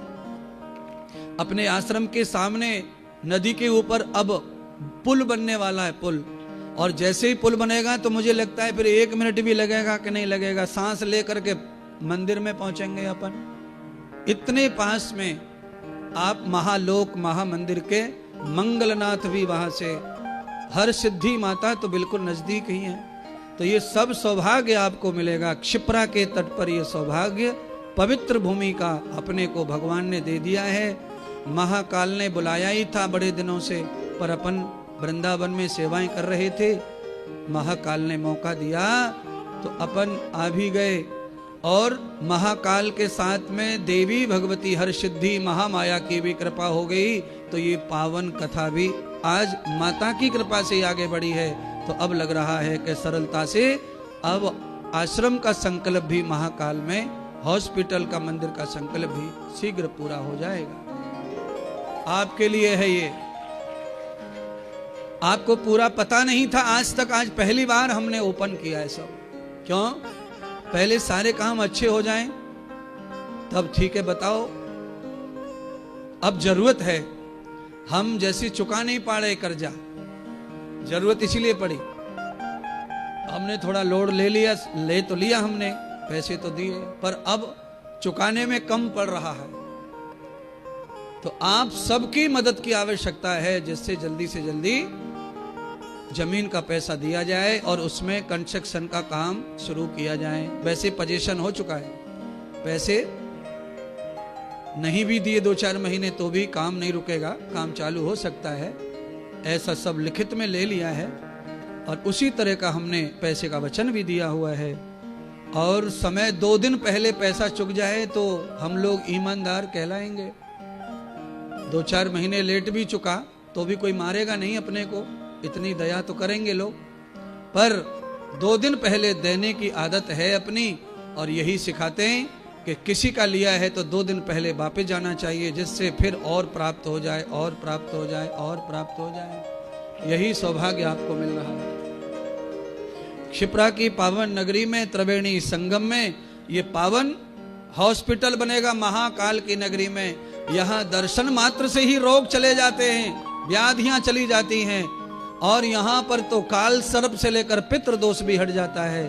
और भैया जब हॉस्पिटल, महाकाल हॉस्पिटल बनेगा, कुबेर धाम बनेगा, तो लाखों लोगों को दर्शन प्राप्त होगा, और हमारी घर गृहस्थ में लक्ष्मी की कृपा होगी, कुबेर जी की कृपा होगी। ये ऐसे भव्य दिव्य मंदिर आपके सामने आ रहा है। कैसा होगा मंदिर, कैसा होगा वो भी आपको दिखा देंगे 1-2 दिन में। उसे भी इंजीनियर लगे हुए काम पर, बन गया तो आपको इन 8 दिनों में कथा में दर्शन करा देंगे कि मंदिर कैसा बनने वाला है, हॉस्पिटल कैसा बनेगा, वो भी चित्र आ जाएंगे तो उनका भी दर्शन आपको करा देंगे। पर आज आपके सहयोग की आवश्यकता है। सभी से अनुरोध है कि आप थोड़ा थोड़ा सहयोग जमीन के लिए कर दीजिए, और फिर कंस्ट्रक्शन के लिए जो भी मंदिर में सहयोग, हॉस्पिटल में सहयोग, कमरे में सहयोग, जो भी निश्चय किया जाए वो सब आपके द्वारा ही संपन्न होगा, और आप ही उसके मालिक हैं। हम तो सेवा ही कर रहे हैं, निर्माण कर देते हैं, और हम 1 दिन 2 दिन 4 दिन से ज्यादा नहीं रहते। रहते भी हैं तो तभी रहते हैं जब हम भगवान की कथा कर रहे होते हैं, तो ही हम वास करते हैं आश्रम में, अन्यथा निरंतर कथा में और सेवा में ही निरंतर लगे रहते हैं। बोलिए श्री सच्चिदानंद भगवान की जय, ब्रह्मचारिणी माता की जय हो, महाकाल भगवान की जय हो। आवश्यकता जो थी वो मैंने आपको बताई। और देवी महापुराण का महत्तम राजा जन्मजय ने श्रवण किया। नर से नारी, नारी से नर भी अगर बनने की भावना है तो भगवती के व्रत उपवास से यह भी संभव है कि आप चोला भी बदलना चाहें तो वो भी बदल सकते हैं। भगवती के हाथ में सब सामर्थ्य है। एक लड़का, एक लड़की, एक गृहस्थ के पास है, लड़का लड़की दोनों ही एक स्त्री के गर्भ से बाहर आते हैं, तो इसका मतलब है कि ये दोनों चमत्कार स्त्री के पास हैं, भगवती के पास हैं। केवल आपके अंदर भक्ति श्रद्धा परिपूर्ण होनी चाहिए। साधना जो सिखाई है ब्रह्मचारिणी माता ने, वह हमारे पास में परिपूर्ण होनी चाहिए। ये बस इतनी जरूरत है अपने को, इतने में ही अपना काम कृतार्थ हो जाता है, धन्य हो जाता है, सफल हो जाता है।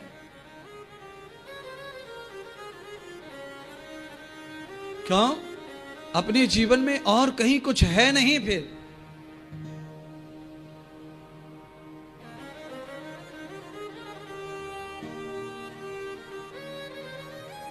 एक सुनहार थे, सुनहार की एक कथा सुनाते हैं। उसने बहुत सोना जमा किया था, कमा कमा के, मेहनत परिश्रम, पर बड़ा लोभी था। कितना लोभी? 3 पुत्र, पुत्र वधू और प्रपौत्र। उसके सामने उसके बच्चे बूढ़े हो गए, पर उसने अपनी संपत्ति की 1 कौड़ी नहीं दी, और कभी तीर्थ नहीं गया, कभी यज्ञ दान तप जप भी नहीं किया। ना ही, देखो कुछ लोग ऐसे होते हैं जिनको भजन ध्यान दान ये पसंद नहीं है, अपने बच्चों पे लुटाना पसंद है, तो वो ऐसा भी नहीं था। अपने बच्चों को भी नहीं दिया उसने कभी, और न कभी दान किया, न कभी तीर्थ किया। इतना बेकार बुद्धि का, और खूब धन जमा किया। क्या करता? वो जितना भी पैदा होता, कमाता, बचाता, और जिस कमरे में वो रहता था उसी कमरे में ईंटें उखाड़ उखाड़ करके ईंटों के अंदर दीवार में छुपाते जाता छुपाते जाता छुपाते जाता, और ऊपर से ईंट लगा देता, लेस देता, लगा देता, लेस देता। पुराने जमाने में ऐसे रखते थे पैसों को, जमीन में गाड़ते थे पहले पैसे, दीवार में गाड़ देते थे, और पहले गड़े हुए ऐसे छोड़ जाते थे, लाखों करोड़ों अरबों छोड़ के राजा महाराजा, बाद में वो खुदाई में मिलते। एक दिन समय आ गया, बूढ़ा हो गया सुनहार, अचानक ज्यादा बड़ी बीमारी ने घेर लिया उसको। इतना बीमार हो गया कि अब गया, अब गया, अब गया, अब गया। बड़े बेटे, छोटे बेटे, मझले बेटे, तीनों बेटे डॉक्टरों के पास भागे। और ये सुनहार बीमार होने से 2 घंटे पहले ही एक झाड़ू लेके आया था, 2 रुपए का नया झाड़ू था, लाके उसने रख दिया आंगन में। झाड़ू लगाने के लिए झाड़ू चाहिए था तो ले आया।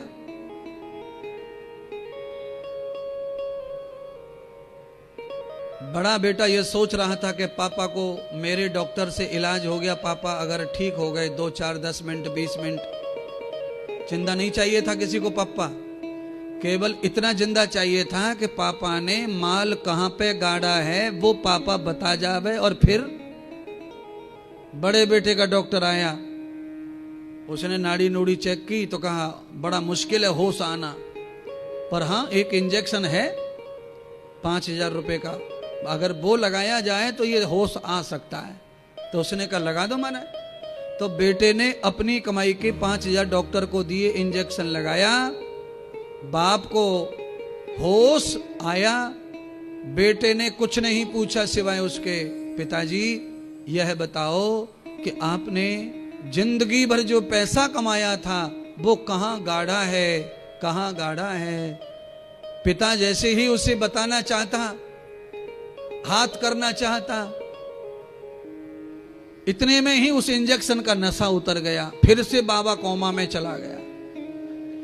अब वो बीच वाला बेटा, उसको पता चला कि बड़े भैया का इंजेक्शन फेल है, नहीं बताए, पापा ने बड़े भैया को नहीं बताया कुछ भी। तो बीच वाला जो है वो उज्जैन आया, यहां पे बड़ा डॉक्टर ढूंढा, उसने लेके गया, उसने भी नाड़ी नब्ज देखा, उसने कहा होश तो आ जाएगा पर 15,000 का लगेगा इंजेक्शन। तो बीच वाले बेटे ने भी 15,000 का अपनी जेब में से ठुसवा दिया, होश आया। बीच वाले के पास में भी वही किताब, पिताजी तुम्हारे हाथ जोड़ो, पिताजी तुम्हारे पांव पूजू, पिताजी मैंने 15,000 रुपए खर्च किए हैं, आपकी सेवा करना चाहता हूं, आपका मैं बीच का बेटा हूं, आपने मुझे कभी कुछ नहीं दिया है, केवल ये बता दो कि आप तो अब जाओगे, मरोगे, जिंदा नहीं रहोगे। डॉक्टर कह रहे हैं आपने वो कमाई सोना चांदी कहां रखा है। जैसी कोई सोना चांदी का पूछे, वो बीमार, उसकी बीमारी जो थी वो बढ़ जाए और फिर कोमा में चला जाए। कई लोगों का बीपी, कई लोगों का चिड़चिड़ापन बढ़ जाता है पैसे मांग लिए तो, गुस्सा। अब सबसे छोटे वाले को लगा कि सब लोग छोटे बच्चे पे प्यार करते हैं, तो हो सकता है थोड़ा बहुत मेरे ऊपर पापा का भी प्यार होगा। बीच वाले भैया का भी फेल गया, बड़े वाले का भी फेल गया। छोटे वाले ने कहा कि उज्जैन छोटा नगर है, चलो इंदौर से लाएंगे डॉक्टर। इंदौर से ले आए, 25,000 का लगेगा। हर डॉक्टर का 10,000 बढ़ता जा रहा। और जो बच्चे 2 रुपए की चाय पापा को कभी नहीं पिलाते, वो 25 का ठुकवा रहे इंजेक्शन। सोना मिल जाए, चांदी मिल जाए। इंजेक्शन ने काम किया और बाबा को होश आ गया। 35,000 का था तो थोड़ा देर तक बाबा टिमटिमाने लगा आंखें। इस बार बाबा साफ साफ बोलने लगा। बेटे ने कहा पिताजी होश आ गया है और ये आखिरी इंजेक्शन है, उसके बाद आपके ऊपर कोई दवा काम नहीं करेगी और आपके तो किसी काम का है ही नहीं, आप तो साथ ले जा नहीं रहे, कम से कम बता तो दो कहां हैं। इतने में बुड्ढे को ठीक से दिखाई देने लगा, होश आया तो 2 रुपए की जो झाड़ू बुड्ढा लाया था, उस बुड्ढे को उस झाड़ू का ध्यान आया। सामने झाड़ू रखा था, उसे आकर के पड़ोसी की बकरी खा रही थी चबा के। बुढ़ा एकदम जंप मार के खटिया से खड़ा हो गया और कहा, अरे बर्बाद हो गया रे, मैं तो मिट गया रे। मैं तो अभी लाया था सुबह 2 रुपए का झाड़ू, देखो बकरी खा गई, बकरी खा गई, बकरी खा गई। 3-4 बार उसने बकरी खा गई बोला, उसका राम राम प्राण पखेर उड़ गए महाराज उसके।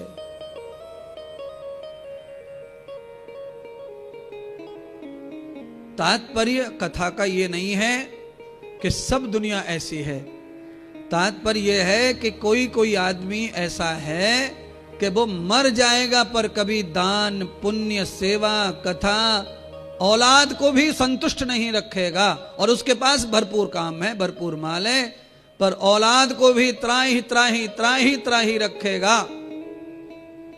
ऐसे आदमी का धन मर के भी किसी के काम आता नहीं है, ऐसे व्यक्ति का। इसीलिए मेरी कथा मेरा वचन जो सुन रहे हैं उनमें किसी में भी ये बुरा लक्षण नहीं होना चाहिए। हाँ, इसका मतलब ये भी नहीं है कि आप अपना सब कुछ लुटा दें, वो भी गलत है।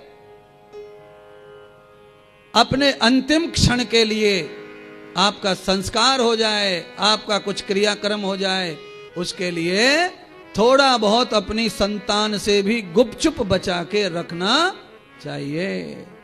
बच्चों के लिए सब दे जाओ, सब छोड़ जाओ, पर अपना परलोक भी संवार जाओ, दान पुण्य करके कुछ बना के, हॉस्पिटल मंदिर, कुछ अनाथालय, कुछ विद्यालय, कुछ कथा, कुछ भंडारे।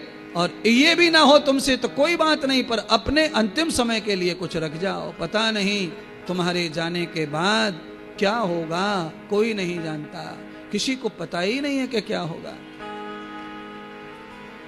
संग ना चलेगा तेरे चांदी और सोना, मिट्टी में मिलेगा ये है मिट्टी का खिलौना। छोड़कर हवेली होगा मरघट में डेरा, ना कुछ तेरा रे ना कुछ मेरा, ना कुछ तेरा रे ना कुछ मेरा, ना कुछ तेरा रे ना कुछ मेरा। राम नाम गाले बने मिटा ले अंधेरा, राम नाम गाले बंदे मिटा ले अंधेरा। ना कुछ तेरा ना कुछ मेरा, ना कुछ तेरा ना कुछ मेरा, ना कुछ तेरा ना कुछ मेरा।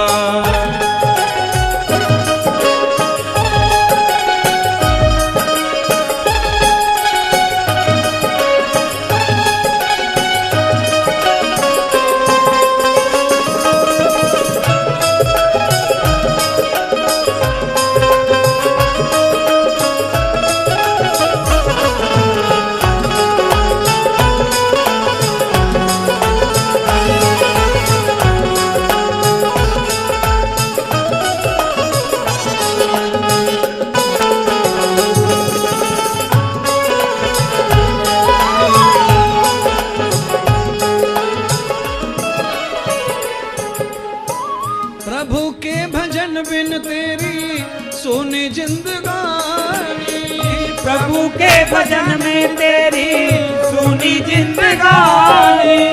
सुनेगा न कोई तेरे दुखों की कहानी, सुनेगा न कोई तेरे दुखों की कहानी। अपने पास में तन बदन और सुंदरता है, धन है, तो ही लोग सुनते हैं दुख का। ये आपका जब खत्म होगा तो आपके दुख भी कोई सुनने वाला नहीं है। माल गुजार आपके पास है तो आपके 10 नहीं 20 बन जाएंगे दास, और माल गुजार नहीं है तो दास कोई नहीं है दुनिया में, ये ध्यान रखना। आप जब मौज देंगे, खिलाएंगे पिलाएंगे, प्यार देंगे, शौक देंगे, तो लोग सब आपके दास बन जाएंगे। कोई बेटा बन जाएगा, कोई बेटी बन जाएगा, पर आपके पास जब कुछ नहीं होगा तो बेटा भी नहीं रहेगा और बेटी भी नहीं रहेगा। प्रभु के भजन बिन तेरी सुनी जिंदगानी, प्रभु के भजन बिन तेरी सुनी जिंदगानी। सुनेगा न कोई तेरे दुखों की कहानी, सुनेगा न कोई तेरे दुखों की कहानी। धर्म के पुजारी, धर्म के पुजारी तुझको अधर्मों ने घेरा, अधर्मों ने घेरा। ना कुछ तेरा ना कुछ मेरा, ना कुछ तेरा ना कुछ मेरा, ना कुछ तेरा ना कुछ मेरा। तालियों से सेवा करते हो हरिओम।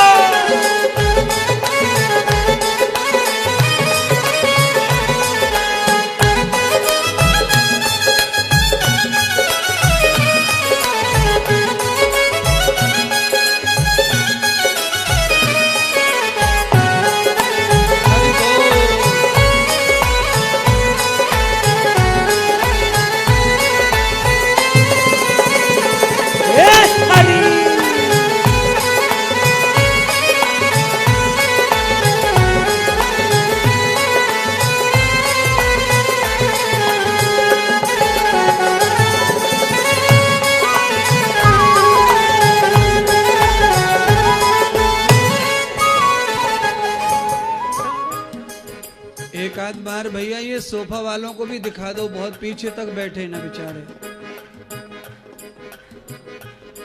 इस कोने में कुछ ज्यादा ही लग रहा आकर्षण है। बैठने वाले भी इस कोने पे लड़ रहे हैं, मैं देख रहा हूं पहले 10 दिन से। सब कोने बराबर बराबर रखते चलो। आगे भी बहुत कुछ है बताने और सीखने के लिए।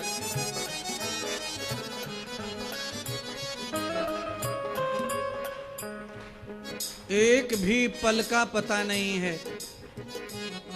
क्या होगा अपनी जिंदगी में, एक पल का पता नहीं है। रात को नाचना कूदना हंसना बोलना, अब सुबह कैसा होगा ये कोई जान नहीं पा रहा है। घोर शंका चल रही है, आश्चर्य चल रहा है इस समय। मृत्यु को लेकर सब झमाझोल में पड़े हुए, मरण को लेकर हर आदमी घबराया हुआ डरा हुआ। कपड़े पहन रहा है, टाई लगा रहा है, सूट पहन रहा है, पर अंदर से डर ही लगा हुआ उसको कि कुछ हो न जाए, कुछ हो न जाए, कुछ हो न जाए। निश्चिंत आदमी नहीं रह गया मरण को लेकर। इतना खतरा बढ़ गया, मरने का विश्वास हो गया।